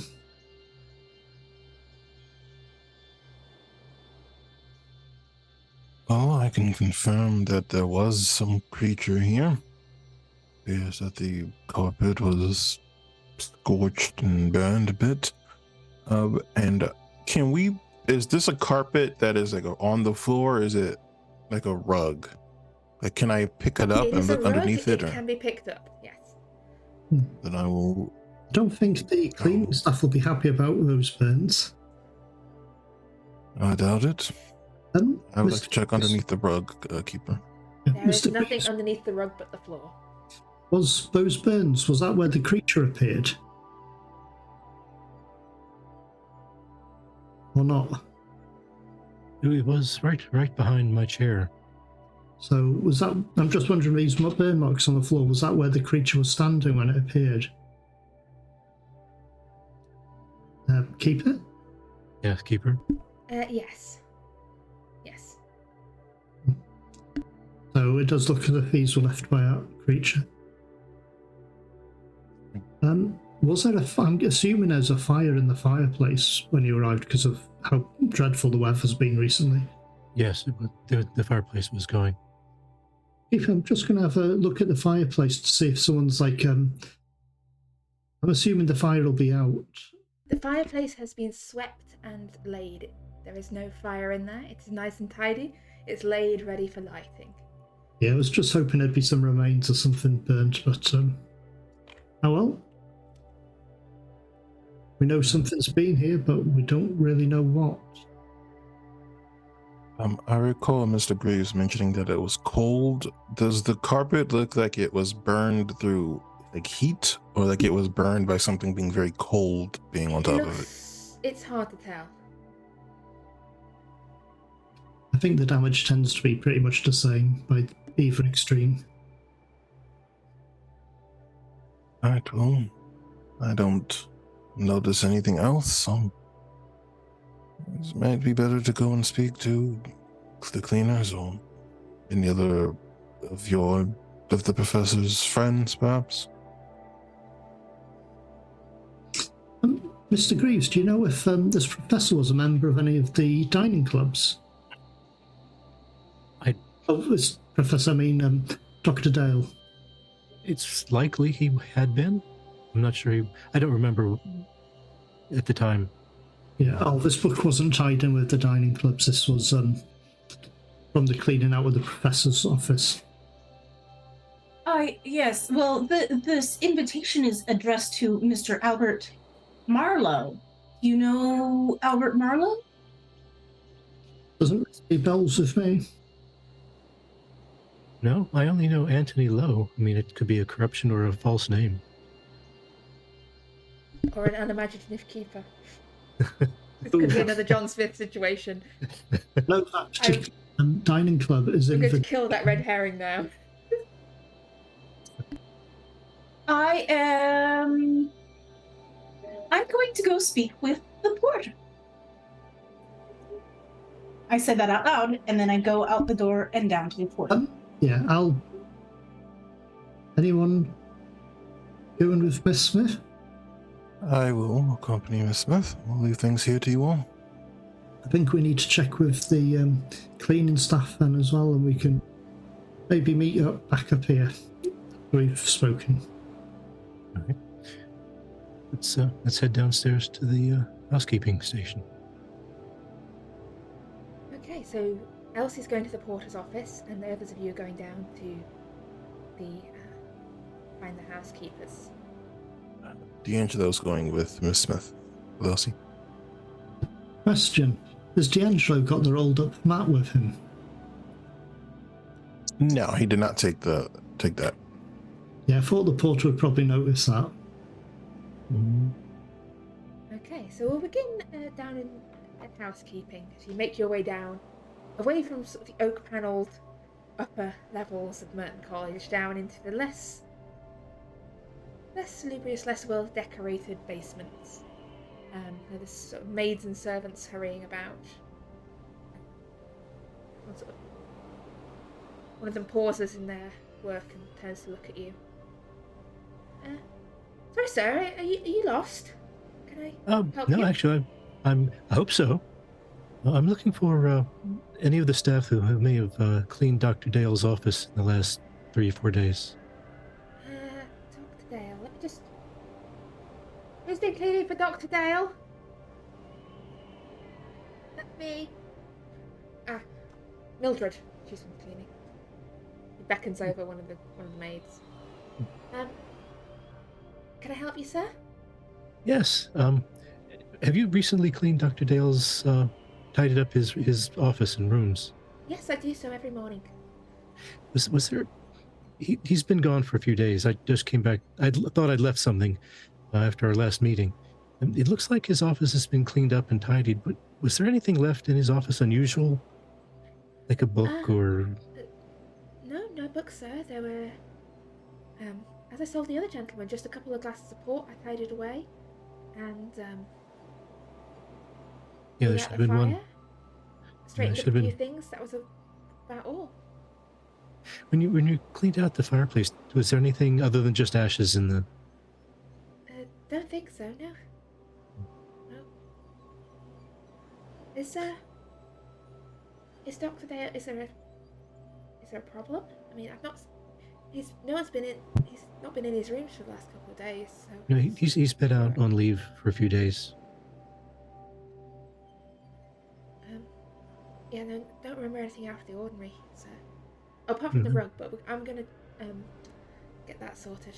I don't know, someone must have dropped some coals on it or something. Not me, sir, I promise. No, you seem the very conscientious type, Mildred. Thank you.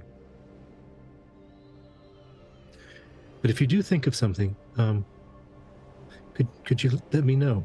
And I'll give her my info at the library, how to contact me. Yes, sir.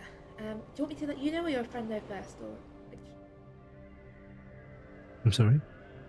Oh, you're not with the other gentleman who came asking questions? Which other gentleman? Young, a student, I think. Was he not working with you? No. Oh. I'm not familiar with him. Could you describe him, or do you have his name? Full name? He didn't leave a name.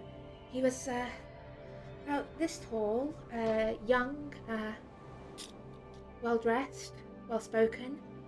He said if I thought of anything, I was to leave a message at Corpus Christi Porter's office. He did for he did all of his. He said Penhew. Ah. Okay. Well, it gives us somewhere to start. I'm just wondering if he picked up the notes by accident. Perhaps he also left something in the room and made a mistake and picked your stuff and his at the same time. Very likely. We probably should go see him just in case he knows. You never know, I'm sure. Right. Thank you for your time anyhow. Sorry to have disturbed you. Oh, no. I'll let you know if I see any sign of Dr. Dale or find anything. Thank you, Mildred. Meanwhile, over at the porter's office. All done? Ready to sign out, Miss Smith? Just about. I found this bit of paper, and I was kind of curious about it. Would you know anything about it? And I show it to him. I show him the invitation The name on it is Albert Marlowe, and Yeah, that's an old one. I'd have to check the. I mean, I wasn't 58. Before my time, I'm afraid. oh, I Not- understand, but if you could help, I mean, it's quite curious that I found this bit of. Yes, you might have to have a word with the scouts, make sure they're doing a good job of keeping things clean and tidy. But, yeah, Veritas. I mean, not a dining clubs after the whole affair with the chess club over at Corpus Christi. I wonder that Well, do they you allow know any of them anymore. Veritas Dining Club? I've heard it mentioned before. You'd have to. I think there was a young gentleman, at Jesus College that's behind it. What was that his name? He came asking something about it. Spencer. Montgomery Spencer. Yeah, he came asking about it. That was ages ago.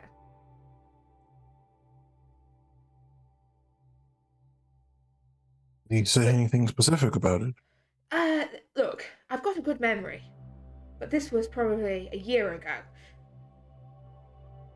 I only remember because he forgot to sign out, and he did that twice in a row in 1 week, and I barred him from entering college grounds again. He's still on my list. He points behind the board where there's a list of names. So he's not been back since. Okay, so Montgomery Spencer was looking for information on the Veritas Dining Club? No, he was when I caught him sneaking in and out a few times, he said he was on the business of the Veritas Dining Club. I don't know what kind of business a dining club has. Possibly delivering invitations. Possibly, but they could just be left at the office like normal invitations. There's no need for people to go scrambling around and climbing over walls. Completely unacceptable behaviour. He should have really been sent down for it, but the dean was nearing none of it. Apparently, Spencers are too well connected for that manner of things.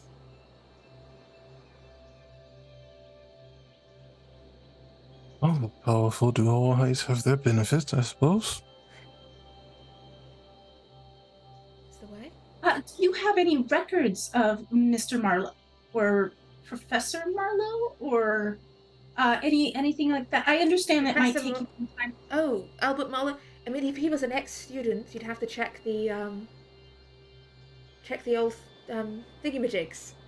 We've got a list of all the Enrollment? various students, and yes, of course, yeah, the thingamajigs. Oh, all right. But Was I'm there afraid I anyone do not else remember who- every student that was ever enrolled, and especially if he was not a Merton lad. Was there anyone else who entered here a few days ago after our dear friend Mr. Greaves? I mean, that we've had a lot of guests. He sort of opens up the book and But starts on looking the- through. On the same night, of course, on the same night. On the same night? No, not that night. But we've had quite a lot of guests in the days since, obviously. Anyone in particular you're looking for? Oh, but Mr. Spencer, or any Spencer. No, he is barred. Mm. Even if he turned up, I wouldn't have let him back in. And I assume that means that no one claiming to be working for him as well? I mean, Mr. Spencer is a student, apart from, a valet. I presume he doesn't have anyone working for him. You would be surprised what the wealthy are capable of, but I will assume that there's nothing more that you are aware of. Have you heard anything about any interesting books recently? I am This is not the looking Bodleian. for. If you want books, go to the library. If you want, I porter's find that office business, everyone come to the has- porter's office. I assume that you have your interest, of course. Well, I suppose in that case, then I will be sure to sign out. But if you find anything else, do make sure to let someone know. They're very strange things. If I find anything of And- concern, I will let the dean know, and if it is deeply concerning, he will let the police know. Now, if you're done here, please sign out. Of course. While I sign out, are there any names on the list that would specifically strike me as like obviously false names? Like are there Make like me a any spot. Albert Andersons or something? There's a Montgomery monster. I will sign out and take my time, just to look over each name, Nothing any that leaps out to alliterations, you. things like that. All right. Well, I do thank you for your hospitality. Well, he kind of ushers you back out the gate of the college. Meanwhile, wait for the with others. Greaves and company, is there anything else you want to do before leaving Merton? Well, when we come up from the housekeeping, stop by the porter's office because I would like to ask about the gentleman that Mildred spoke about, just to see if the porter remembers anyone matching the description and a name of something like Penhew. What is it today? Memory test? Yes, it is, actually. Oh.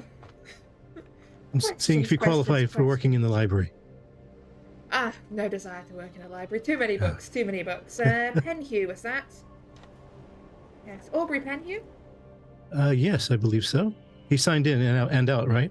Yes, signed in and out. About 3 days ago. Says he is a Corpus Christi student. Aha. All right, then. Right then, I think, Mortimer, our business is concluded here tonight, and I will sign out this time. If you'd like, I will go back and amend my entry from the other night when I was not here.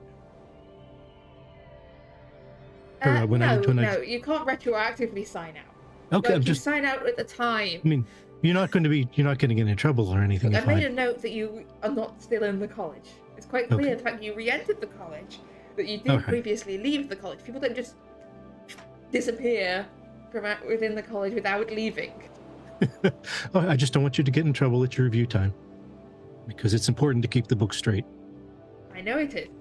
But, look. It's 3 strikes and you're out. You've had 1 strike on your record. You don't want to end up on the list. No list for me, thanks. Indeed. Well, yeah, let's make sure we sign out and we can meet up with the others. They'll probably notice their names on the list of having signed out as Yes, well as you can we. see that they have already signed out.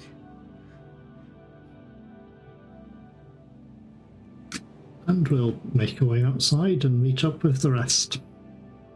Okay, so you join up with the others. Well, it looks like the next stop on our trip is to go to Corpus Christi. There was an Aubrey Penhew who had visited just a day or so after I had left, and he was recognized by the one of the maids who had cleaned up in Dr. Dale's office. He's the Do you one. know anything? Yeah. Please continue. Oh, I was just mentioning he's the one that asked us to come by. Mhm. Who visited us, at the society and come and asked and wanted the book. Study the book. And asked us to look into the disappearances here. And it sounds like it's happening quite a bit and has been happening for decades. I think we have to plan a visit to. It sounds more of a coincidence. Would any of you happen to know anything about a Mr. Spencer Montgomery Spencer, or perhaps a Spencer family by chance? Maybe related to this dining club? Doesn't ring any bells with me, but was it a recent name or from a while back? From last year. I haven't really been in this area that much. Mr. Greaves, do you have access to the enrollment documents for every student that's been here? At least in the last few years. Keeper, would that information be kept at the Bodleian? Yes, you have thingy-majig. You have lists of all the students. Then, in fact, yes, I do. I have full access to that. Well, then that might be where we need to go next. Possibly even staff and professors. Well, please come step into my office.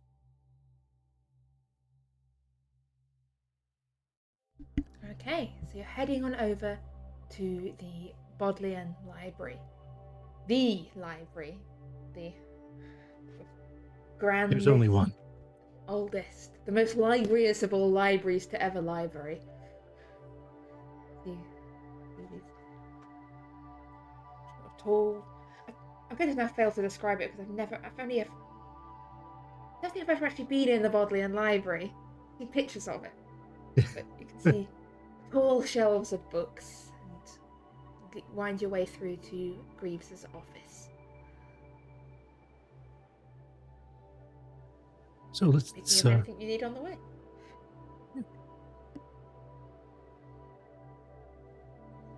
So let's while we're here, let's look to see where to find this registry of students. And we'll go there and look it up. Would you like help? All right. If it's going to take a few decades to look through. We also have to look up this Albert Marlowe, see if he's either a student or was a professor. What time of day is it now, Keeper? Early afternoon. Okay, so there'll likely be a few people about, but not a problem. Yeah. Yes, we can go. I will. You will be my guests, and I will be helping you find something. So let's go. Okay, so you're looking through lists of student enrollments and details for Montgomery Spencer, Albert Marlowe, and anything else you're looking for whilst you're here in the greatest library. Any mention on the book that went missing? What are you looking up? Yeah, we didn't get a title. The phrase, I forget the Latin one, but the "in wine there's truths" phrase. I want to see if I can find that specific phrase mentioned in other places. Okay. You're likely to have many such references. Yeah, I think Mortimer might just out of professional curiosity also be nosy if there's any mythos type strange books mentioned that he's aware of. He's got an interest in books, you never know if he's just being nosy, as we are in a big library. Okay, anyone who is doing library related stuff can please give me a library use roll.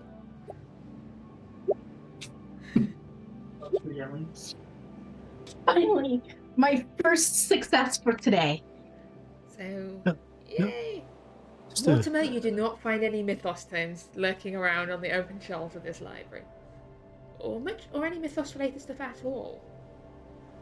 So I do have a question about Yes? the character sheet. Should we be clicking the purple or the green? The green rolls once, the purple also rolls the bonuses and penalties. It doesn't really matter. Okay. Good question. Would Mr. Greaves have a bonus being at his library? I was going to say, he probably doesn't need it. He has really high library use. He's not going to fail this roll. Andrews. Destroys the How library. does one burns it down. fumble a library use roll? So as you're rummaging around, yeah, Mortimer, you're not really able to find much mythos stuff. D'Angelo, you're not having much luck in...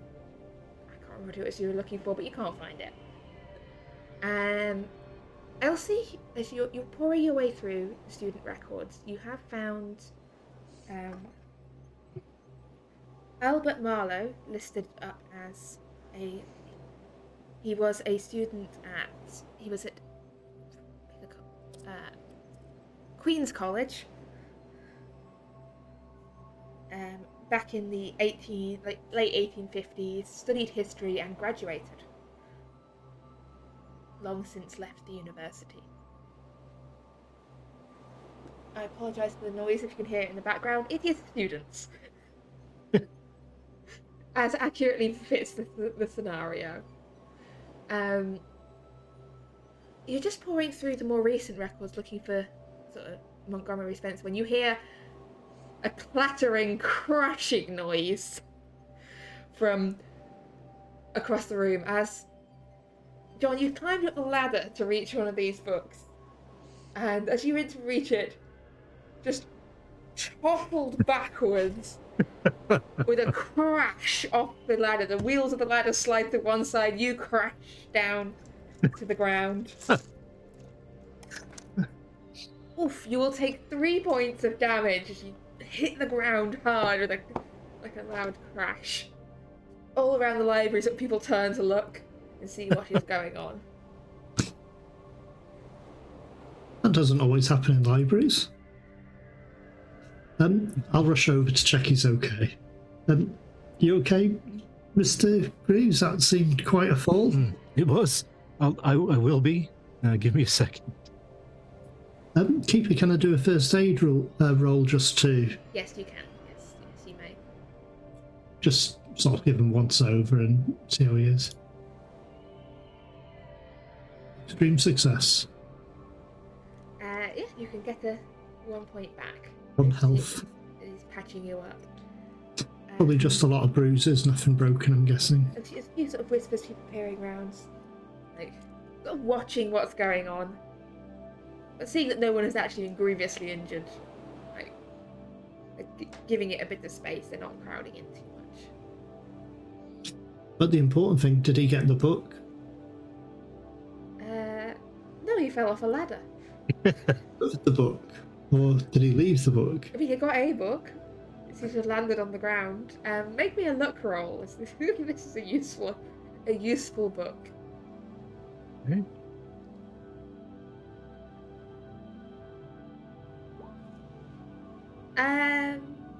Yes, it is a useful book. What book were you looking for again, information-wise?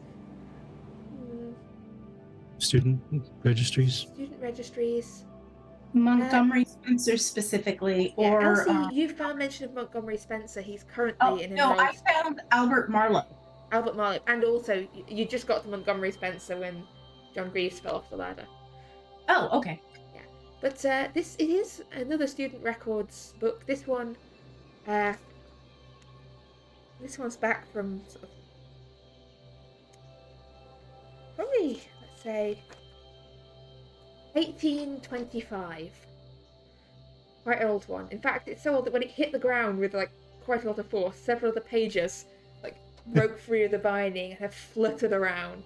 And currently you're watching as like a page with a list of like history students' names just drifts down to the floor beside where you're lying broken and bruised. And you see a list of some students' names who were... It's just, lists of names, students who were enrolled to study history back in, the 1820s. We're talking, ancient history now. And it's really, the names don't necessarily mean anything to you, as you just see a list of names. Perhaps we should check on that student who had popped into Dr. Dale's office before it gets too late and see what he found or what he was doing there. Actually, the first name would mean something to you. The first name on the list is Arthur Lowe. Was a history student at University College back in the day. Any relation to Anthony?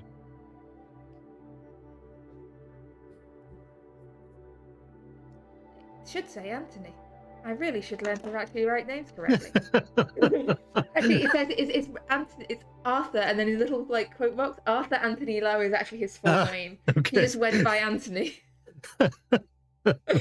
Oh dear, it's not. Look, why did I write Arthur? I think I just got carried away with Arthur. Yeah, Professor Arthur Anthony Lowe, A.A. Lowe. Oh, okay. I was unable to find anything of note. I hope that you're all right, Mr. Greaves. I've recovered. Are we? Was there any luck in finding what you needed in this, or do I need to make another attempt at scaling the mountain? What did I find on Mr. Spencer? Mr. Spencer is currently a student enrolled studying history at Jesus College.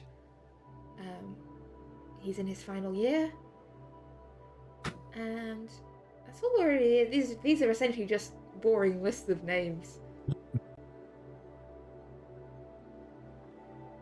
I mean, yeah, the Spencers are a fairly sort of notable, wealthy, well-known family. Does it say where he's from? It doesn't like give home addresses, but Elsie, she's not exactly in high society, but she, like, as in the Spencers are a well-known and actually real family of like British nobility. They're everywhere. Quick question. That list of names in chat, where was that from? That was just a list of names of history students that John Greaves has got that fell out the book. So, is Henry Blake to do with the bookshop I took ownership of? Are you? Is Blake's? Mortimer doesn't currently have this list. Oh, sorry. No. Don't know if you'd made that list available. There's a lot of Henrys in this world. It's a very common name. Oh, There's a lot of Blakes in this world. It's a very common name. very true. Do we wish to go and visit Mr. Spencer first, or Mr. Pinhue? I'd say let's visit whoever's nearest to us and take it from there. Anyway, Is Looks like Queen there one of College those? closest.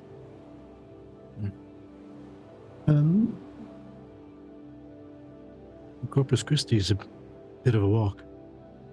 Well, None of them are very far away. It's actually quite a small area. This is mapping. it makes sense to go to the nearest one first.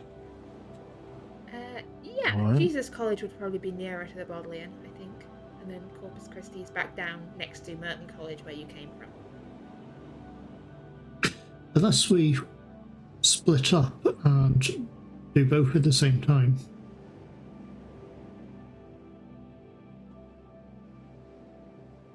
Be efficient.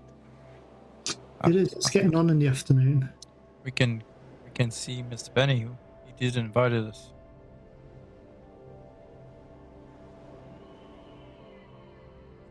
What should we do both at the same time, or? Well, actually, the other one's on the way anyhow, so I thought we stick together, personally, but yeah, we'll just go to the first one that's closest. So which one are you going to first? Jesus College or Corpus Christi? I think the Jesus College is the closest. Okay, so you head up round the corner to Jesus College, where there is a porter in a box. In his little office, little porter's office. Afternoon? afternoon. This afternoon. Can I help you? We would like to gain entry into your college. Well, there are some sites we'd like to see as tourists, or We're not a tourist attraction. Who are you here to visit? Mr. Pinhue, I believe. No, Oh, that's the other college. He's at Corpus Christi. Oh, forgive me, Mr. Spencer.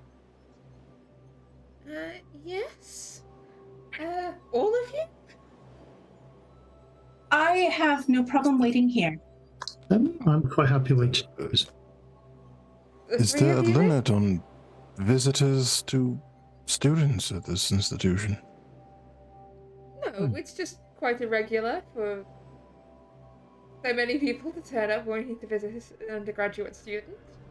And I pull out my what would pass for an employee ID. Oh, sorry. Sorry, I didn't recognize you there behind all these other people. It's a matter of a overdue book. Is there a chair? Overdue book. In you go. It's an emergency. Peter, are there chairs or anything in this office that I can sit in? There's benches around outside, yeah. But I'll sit at one of the benches. yes. There you go. If it's an overdue, oh god, if it's library business, that is of course very important. On you go. Thank you. I'll be keeping Miss Smith company. Okay. So you two are just waiting here in the porter's office, or are you Yes. going elsewhere? Probably just soaking in the ambience. I'm gonna Porter try returns to sketching reading his newspaper.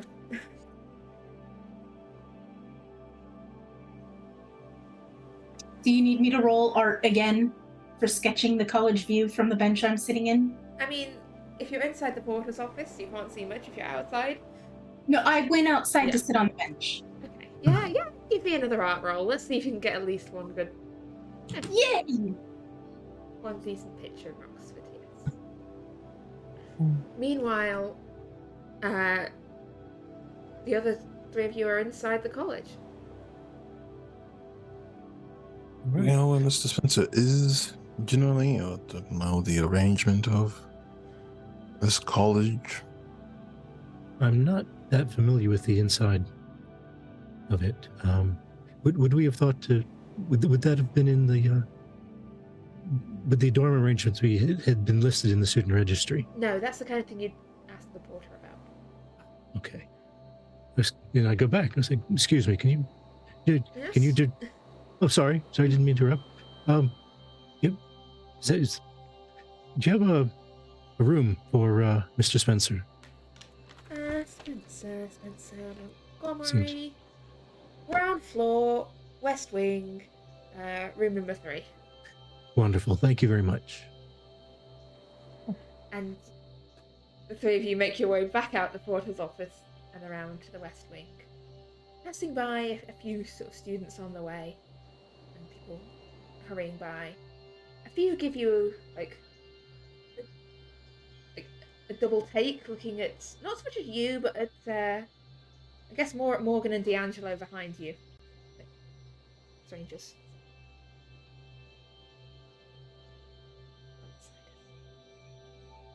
But you make your way through to the college, and you can hear voices coming from one of the rooms on the ground floor. You can hear one voice quite raised loudly. Yes, and so I said, if you put that bottle down there one more time, and then he did. Oh, ridiculous.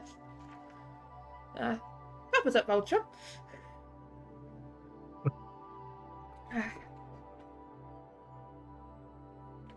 But yeah, you can hear voices coming from inside room number 3 on the ground floor. Do you wish to take charge of this conversation, Mr. Greaves? And unfortunately, I don't officially have any business or authority here. If not, I can see what I can do. Well, I'll knock on the door loudly. Not now. Don't need anything cleaning. This is library business. Please open up. Sorry. Wait a moment. And the door is open to reveal a gentleman in his 20s. He's got appears to be a half full glass in his hand. Oh, that's not port, is it? Before dinner? Of course not. Oh, okay. Library business. What library business? And I look at Morgan and D'Angelo. And And you can see behind him in the room, there's two other students, and a couple of open and empty bottles of wine on the table.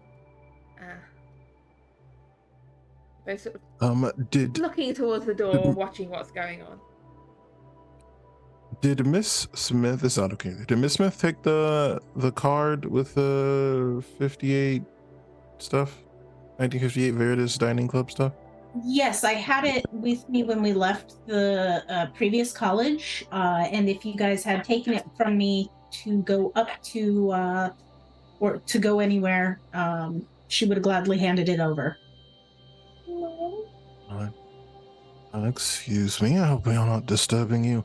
While we were doing a bit of cleaning, we came across this card, and we were told that you would be someone who would know a bit about this organization. Is that true? What? Hey, this man's got a card from like 1835. You really don't look that old, you know. I'm very fortunate with the What do you passage of expect me to time know and my about, good looks. like, an old dining club card from like... I had this is been from before told I you was were. born. I was told you were a man of high society, and if there was anyone who knew a bit about dining clubs, it would be you. If that is incorrect, then I do apologize. Look, for starters, it's students only, so... I don't think you're a student here, are you? I am a great many things.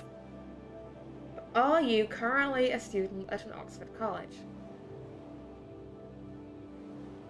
I am not. Then you can't join. Besides, invitation only. And is your name actually Albert Marlowe? We were hoping to find him. It's from 1835. If he's still here, then I feel either like- he's the slowest student ever or his faculty. I am under the impression that you do not know as much as I had been led to believe. Look, I don't know what you want from me. We're not Oh, taking new other members at the business. moment. Do you know anything about the phrase, and he will say it in Latin? I don't remember what the actual Latin was, but the in Vino wine. Veritas. Yes, in vino veritas. Are you familiar with that phrase by chance? He sort of raises his glass in your direction. Highly familiar.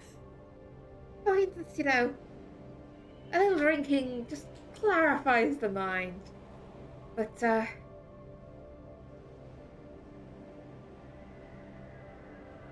yeah, I know the phrase. Everyone knows the phrase. That's why I suppose someone back in the day thought it was a clever name for a society. But Listen, look, mate. this isn't even an active meeting. This is just me and some friends meeting up for a drink. Yeah, you seem to know a lot because you know this card is still ancient. Is this dining club still active? We don't want to join. We just want information. Is this club still active? And one of the other students falls over. Yes, it's still active. Montgomery, either invite the gentleman in or shut the door on them. Don't just stand there having a conversation in the doorway. Montgomery kind of ushers the three of you into the room. Alright, fine. Come in or go out. D'Angelo will take the card back first. And the other student has spoken up. Why are you asking questions about the dining club? Who are you?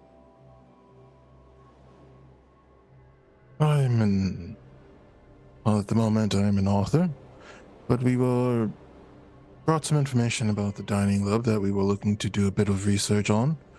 I was not aware that asking questions would be met with such an interesting response. But I would simply know more about it. That is permissible, I suppose. We're a dining club. We get together, we drink, and we talk about things. As last I checked, that wasn't against the rules, at least not here at Jesus College. I do not come here as a representative of rules. I simply wanted to do a little research on a dining club at a prestigious university. We do ask And I have questions. been told. Yeah, Please, we do ask questions because this club has a certain history of people disappearing. And they're There's tangential like to mine. one member who disappeared, right? It just. And anyway, that was years after he'd left. Like, Three people disappeared. who in a else has sense. disappeared? Well, that's somewhat tangential to my investigation. I'm with the library. I'm looking into one of my associates who's gone missing, Dr. Dale. Well, he definitely wasn't. He wasn't a society member. No, he's not. does anyone of them look more nervous now that people are talking about missing people? Give me a psychology roll, please.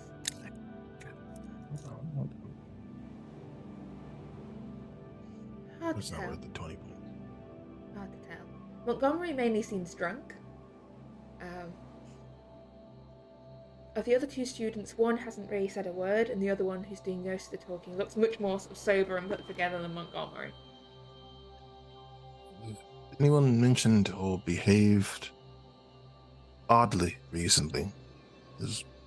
Apart from you turning up here with questions about books and dining societies, no, I don't think so. Did anyone suddenly become more flaky than usual? Not that I've noticed, but it's close to coming up to exam season, so it's hard to be sure.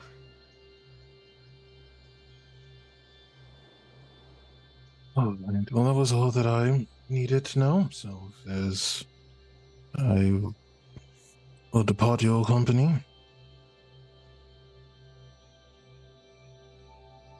Right. All right, then. Sorry to have interrupted your evening. By the way, it is currently only about 4:30 in the afternoon. Students The drink early all the time. drinkers. Yeah, Yeah, the yeah. students. Yeah. Perhaps one is less focused on their education. Yeah, you're sort of ushered back out of the room, and unless you want to linger around the college any longer, make your way back to the porter's office where Elsie and Mortimer are waiting, and Elsie has produced a nice drawing from the outside of the porter's office of the college. Well, that was uninteresting. No luck then? No, afraid not. Well, we can walk and talk on our way to the next place. Well, let me sign out the porter first. This is Yeah, porter. Oh, I've ticked you off already, don't worry. You don't need to sign out. Like, I can see you leaving, and I can just say, yes, Oh. they've left. Who operates a sign out procedure? That's excessively detailed. Well, they're more strict at other colleges, so. Yeah. When Mr. Spencer's clear of the library business, he didn't know anything, and he's No overdue books. no. Once had a student had one that was at 25 years overdue. Absolutely shocking. I think I remember that one. Right. On your way. Thank you. Good night or afternoon.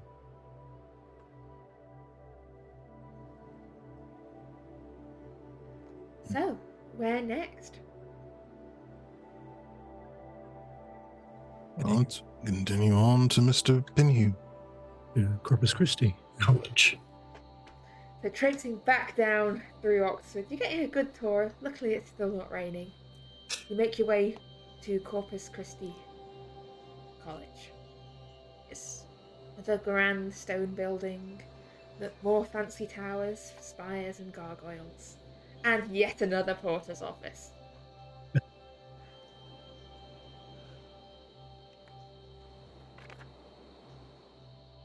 I will walk up to the porter and show him my employee ID. Mr. Greaves? Yes? Yes.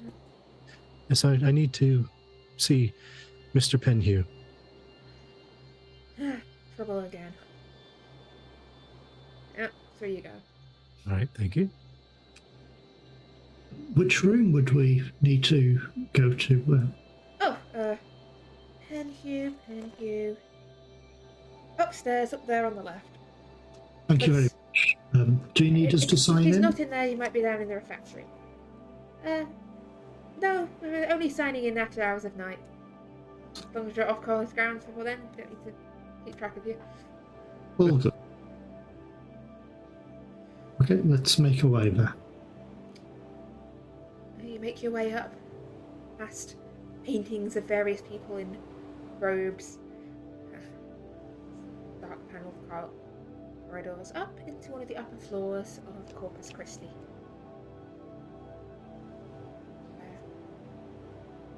Is the room you were pointed to?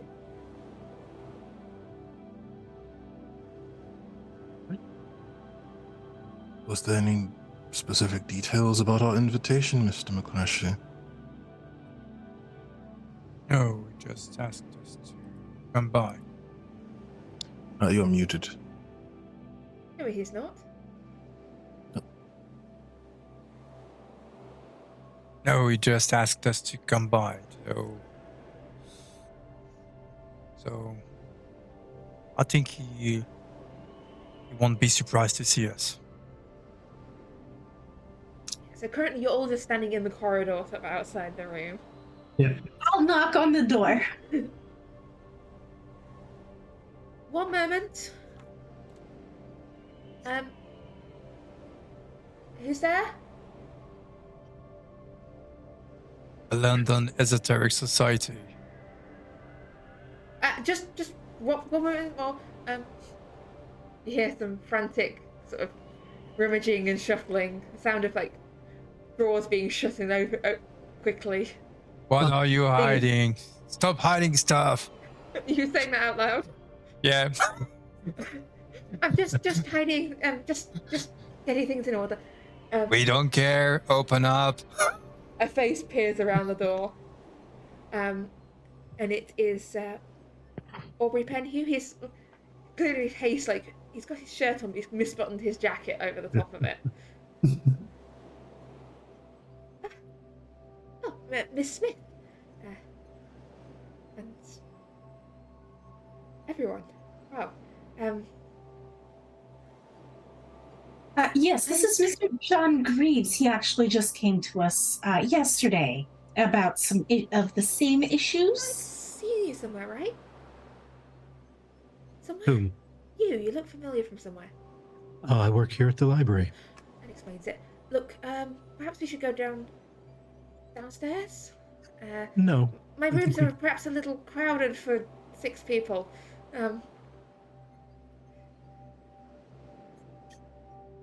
We can go elsewhere if you want to.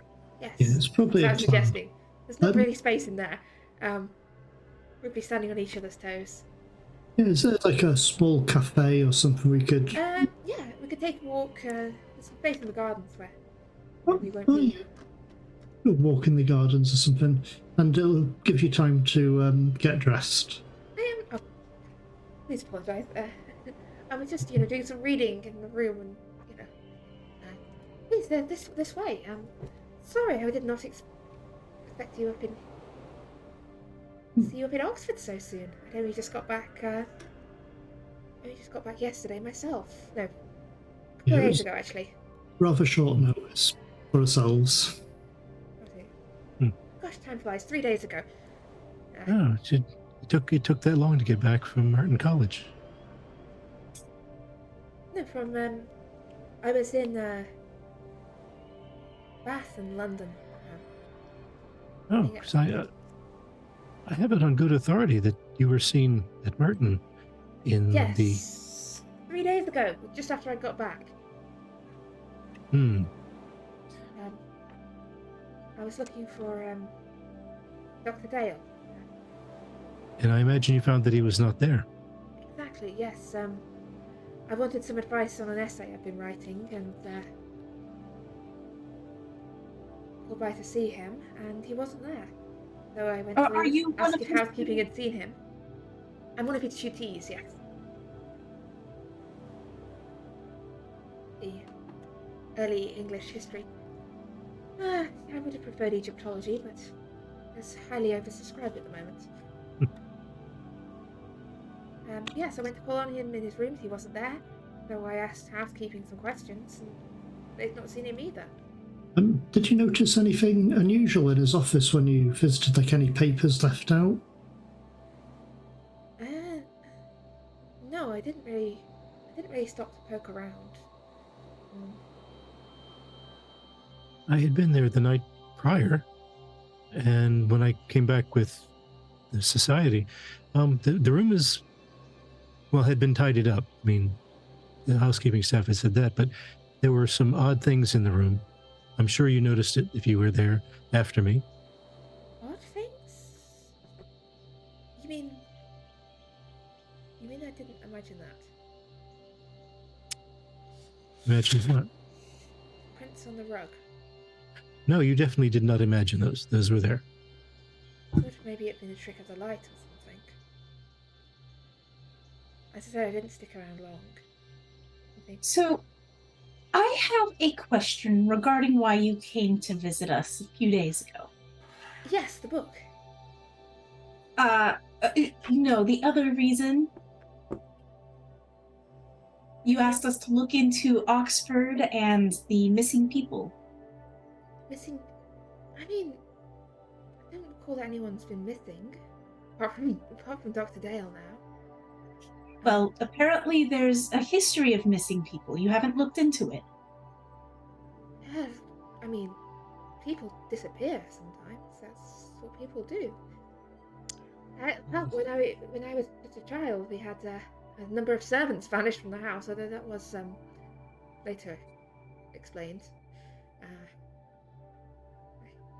Do you remember an Anthony Lowe or Arthur? He went by a couple different names, apparently.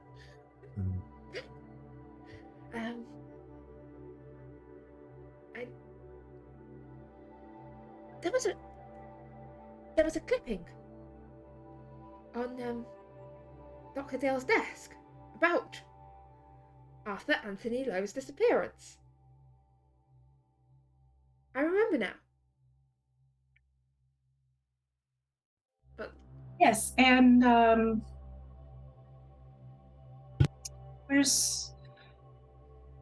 do you know anything about the Vinitus Dining Club? that's what it is about. I knew I was onto something. You know about the Dining Society. I think. Yes. It's invite only, and I turn to Morgan and D'Angelo. Were you able to speak with him? We were able to speak with Mr. Spencer. He was not very interested in conversation. Apparently, it is very private.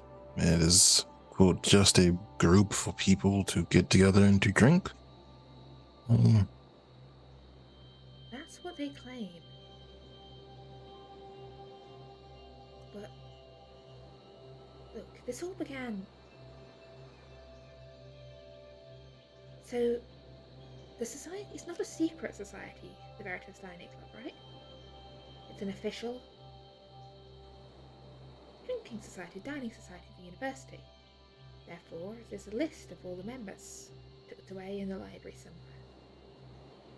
So, a while back, I was looking for something else. I found this list.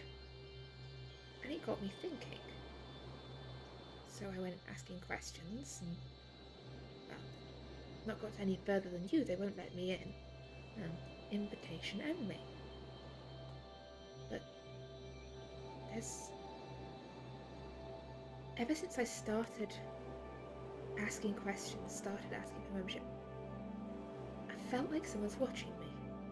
Everywhere I go, I feel like someone's watching me. Like, you never get the feeling that you're not quite safe. There's something out there. And it reminded me of when I was a child, when I was growing up in the house, and there was something there, always watching. And my mother just said, "Oh, it's just imagination. You're just making it up." And then one day, these ladies turn up, the London Esoteric Society. And turns out I was right, there really was something there, and then it kidnapped a man in front of my eyes and disappeared like that. And so the more I felt this watching, that's why I went to London. That's why I asked to borrow the book, because I wanted answers. I want to understand if there is something watching me and following me. I want to know what it is, and I want to know how to, stop it from doing that, and get to the bottom of, So you had this feeling after you found this list of names and you started after I went asking Bennett and Spencer about what I needed to do to get membership. I asked them, I went to them, I said, I'm interested in joining the society, and they asked me a bunch of increasingly bizarre questions, and why I wanted to join, and I don't think I provided satisfactory answers. What were the questions? They asked about dreams, and if I'd ever had certain dreams. They asked about if I knew. What did they ask about?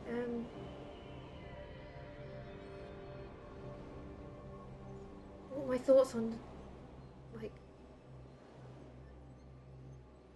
other religions, and like, it sounded a bit almost occultism in some way. They asked, Theosophical Society stuff. Do I believe in greater powers, things on the other side, things out there that people can't see? I mean, yes, I said to that one. That does seem rather strange for a dining club. Keeper, do Yes? I know of any occult organizations associated with dreams and alcohol? There are lots of them. This is none by any specific name. You can make me an occult roll. You might not know any names of any societies, but you might. You did once run across a gentleman called Christopher St. Clair, who had a little occult society that was very into how drinking and the use of other substances could allow you to enjoy dreams and expand your mind. Lots of wine, lots of laudanum. Not a lot of valid occultism. Did the doctor mention that looking into this dining club, Mr. Greaves?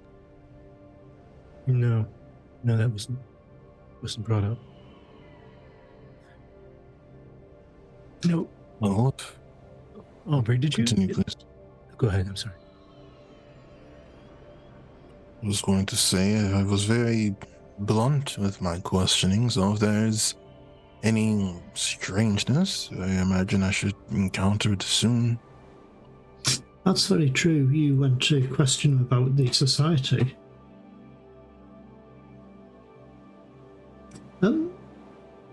Just wondering, did you find any... You mentioned you'd been asking about the society, and you had some strange questions that you'd been asked. Did you find any information about the society itself? As I said, only that they're... Well, I had my suspicions based on... Hang on. Yes, I have a pocket somewhere. I took it with me. I did tear it out the book. I'm very sorry, sir. He looks grieves with that. And then he pulls out, here, this is what got me thinking. I don't know if it's all the members or if it's just some of the members. Yeah, this is. I recognise a lot of these names.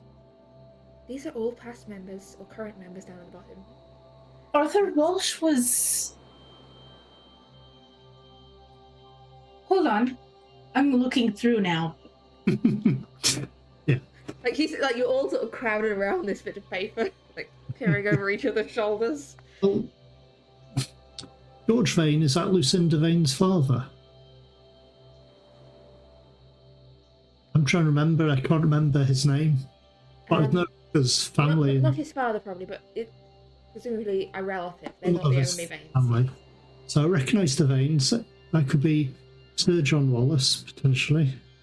It is. Martin Creswell. I know Dr. Creswell, who wrote the article about the Dark Pharaoh and Nito Chris and all that sort of stuff. Strange Things. Henry Blake, I believe, may be the previous owner of the shop I now own. William Belfont? Yeah, Belfont. And there is Archibald Gray as well. Yeah, Albert Marlowe from The Invitation. Hughes. As they're all pouring his list, like Aubrey looks over to Gravy. I told you it was an interesting list of names. Raised my suspicions. Yeah, I think this is certainly more than a drinking club. I know, as I said, There's I know a lot of these. people on this list. You said disappearances.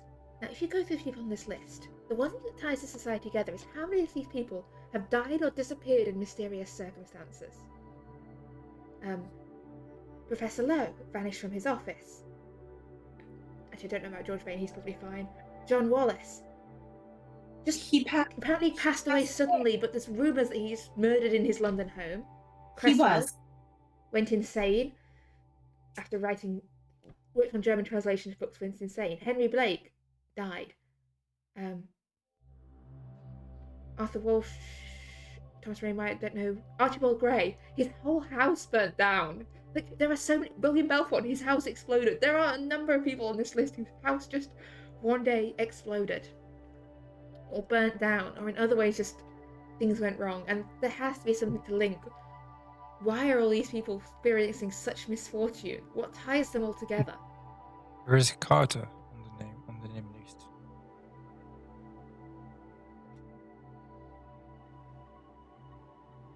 Matthew Carter. I don't think there's a relation. Is there? Keeper, is Matthew Carter unrelated? Look, you know me and my... Though he might be a relation of Thomas Carter. You never know. Actually, I should bring up his notes and see if that's his brother's name. If by coincidence it's his brother... No. Look, we've already established that not all Carters are related. No, it is a All right. And that I only know about 5 surnames.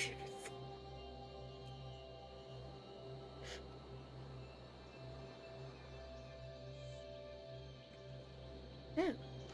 What do you think? The Veritas Club, is this something that the society would take an interest in? Yes. Most definitely. Aubrey, could I ask you a question? Yes, sir? You said you saw it. You saw one of these apparitions, and then someone disappeared. Yes. Could you describe it? It's large, hulking shape. There was a lot going on. There was a ritual going on. It was years ago as well. Maybe a little hazy on the details, but this thing stepped out of nowhere, took hold of Zachary, and just vanished. Did you recall seeing anything like a carapace? Yes.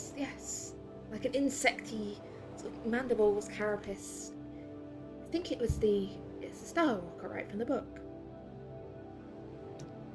It was the what from the book? The book. Star Walker.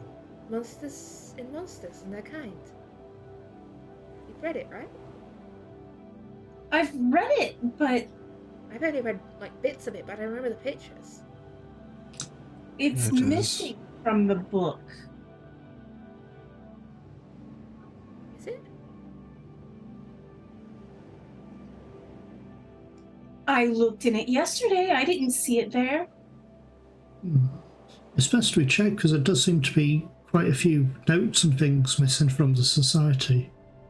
But who from the society did you meet? Was it Miss? Miss Carter, Miss Shaw, Lady Irene, and Mr. I can't remember his name. Not the Zachary one, was it? Zachary. Yes, I can't remember his yeah. surname. Very interesting fella. Yes. They made quite an impression. They're one of the main reasons I wanted to study Egyptology. Things he told me. And I've met Zachary a couple of times. He's rather colourful. yes, but for Say again? You met Zachary. Zachary. Yes. Zachary, yeah. Perhaps we need to talk to him about all of this. No, I don't know. We lost track of him in Paris. I'm a little surprised because it's been more than 10 years I'm looking for him. Yeah. And he wasn't the youngest of people when I met him. But it does sound as if we need to have a look in that book again to see if we've got information about this creature. Perhaps it was missed.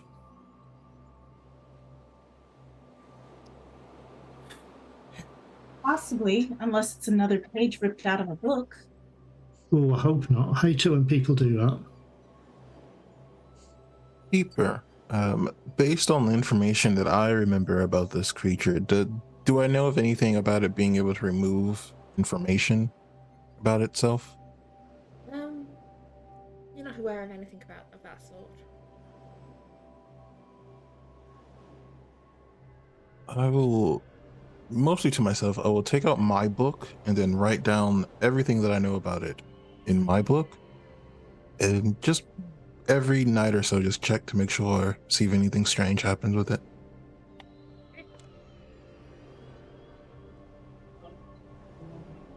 But it does sound as if this creature is similar to the one the same, perhaps, as the one that you mentioned, Mr. Greaves, when you saw with Dr. Dale. Yes, it was exactly as you described it. It took Dr. Dale.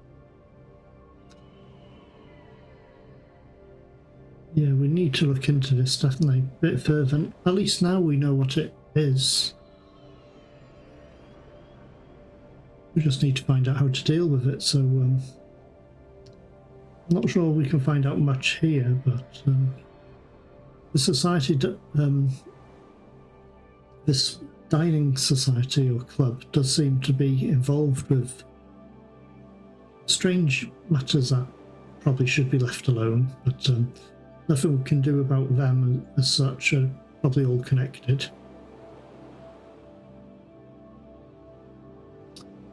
Anyone have any ideas or proposals on our next move? I believe we should return. I think that we need to have we need to find out who does the actual invitations for this club and speak with them privately. I want to know who's the face behind Who's running it? Montgomery. Yes. Well, so you're sticking around in Oxford for a little longer then? I think I'd like to check the book to see if it's had any pages removed or ripped from it. So I'd probably, As do I. yeah, I'd prefer to go to London. I'm not sure. There's a few things I need to check regards the dining club as well, but there's a couple of names that I'm trying to put together. So I think in Mortimer's case, he's going to go to London to have a check of that book. But of course, he wouldn't have access to it, so whether Miss Smith wants to check as well to see if there's anything removed from it or stay in Oxford. Well, have you heard that? Remember, it's only a 2 hour or so train journey up to, if you want to return up to Oxford again. So, if you wish, I think we you should could return or stay. Perhaps something may happen tonight. Ah, that's a very good point. Well, whatever well. happens tonight or not tonight may in fact have to wait till next week, because it is getting late here, and I fear that if we begin a nighttime investigation, we may massively overrun.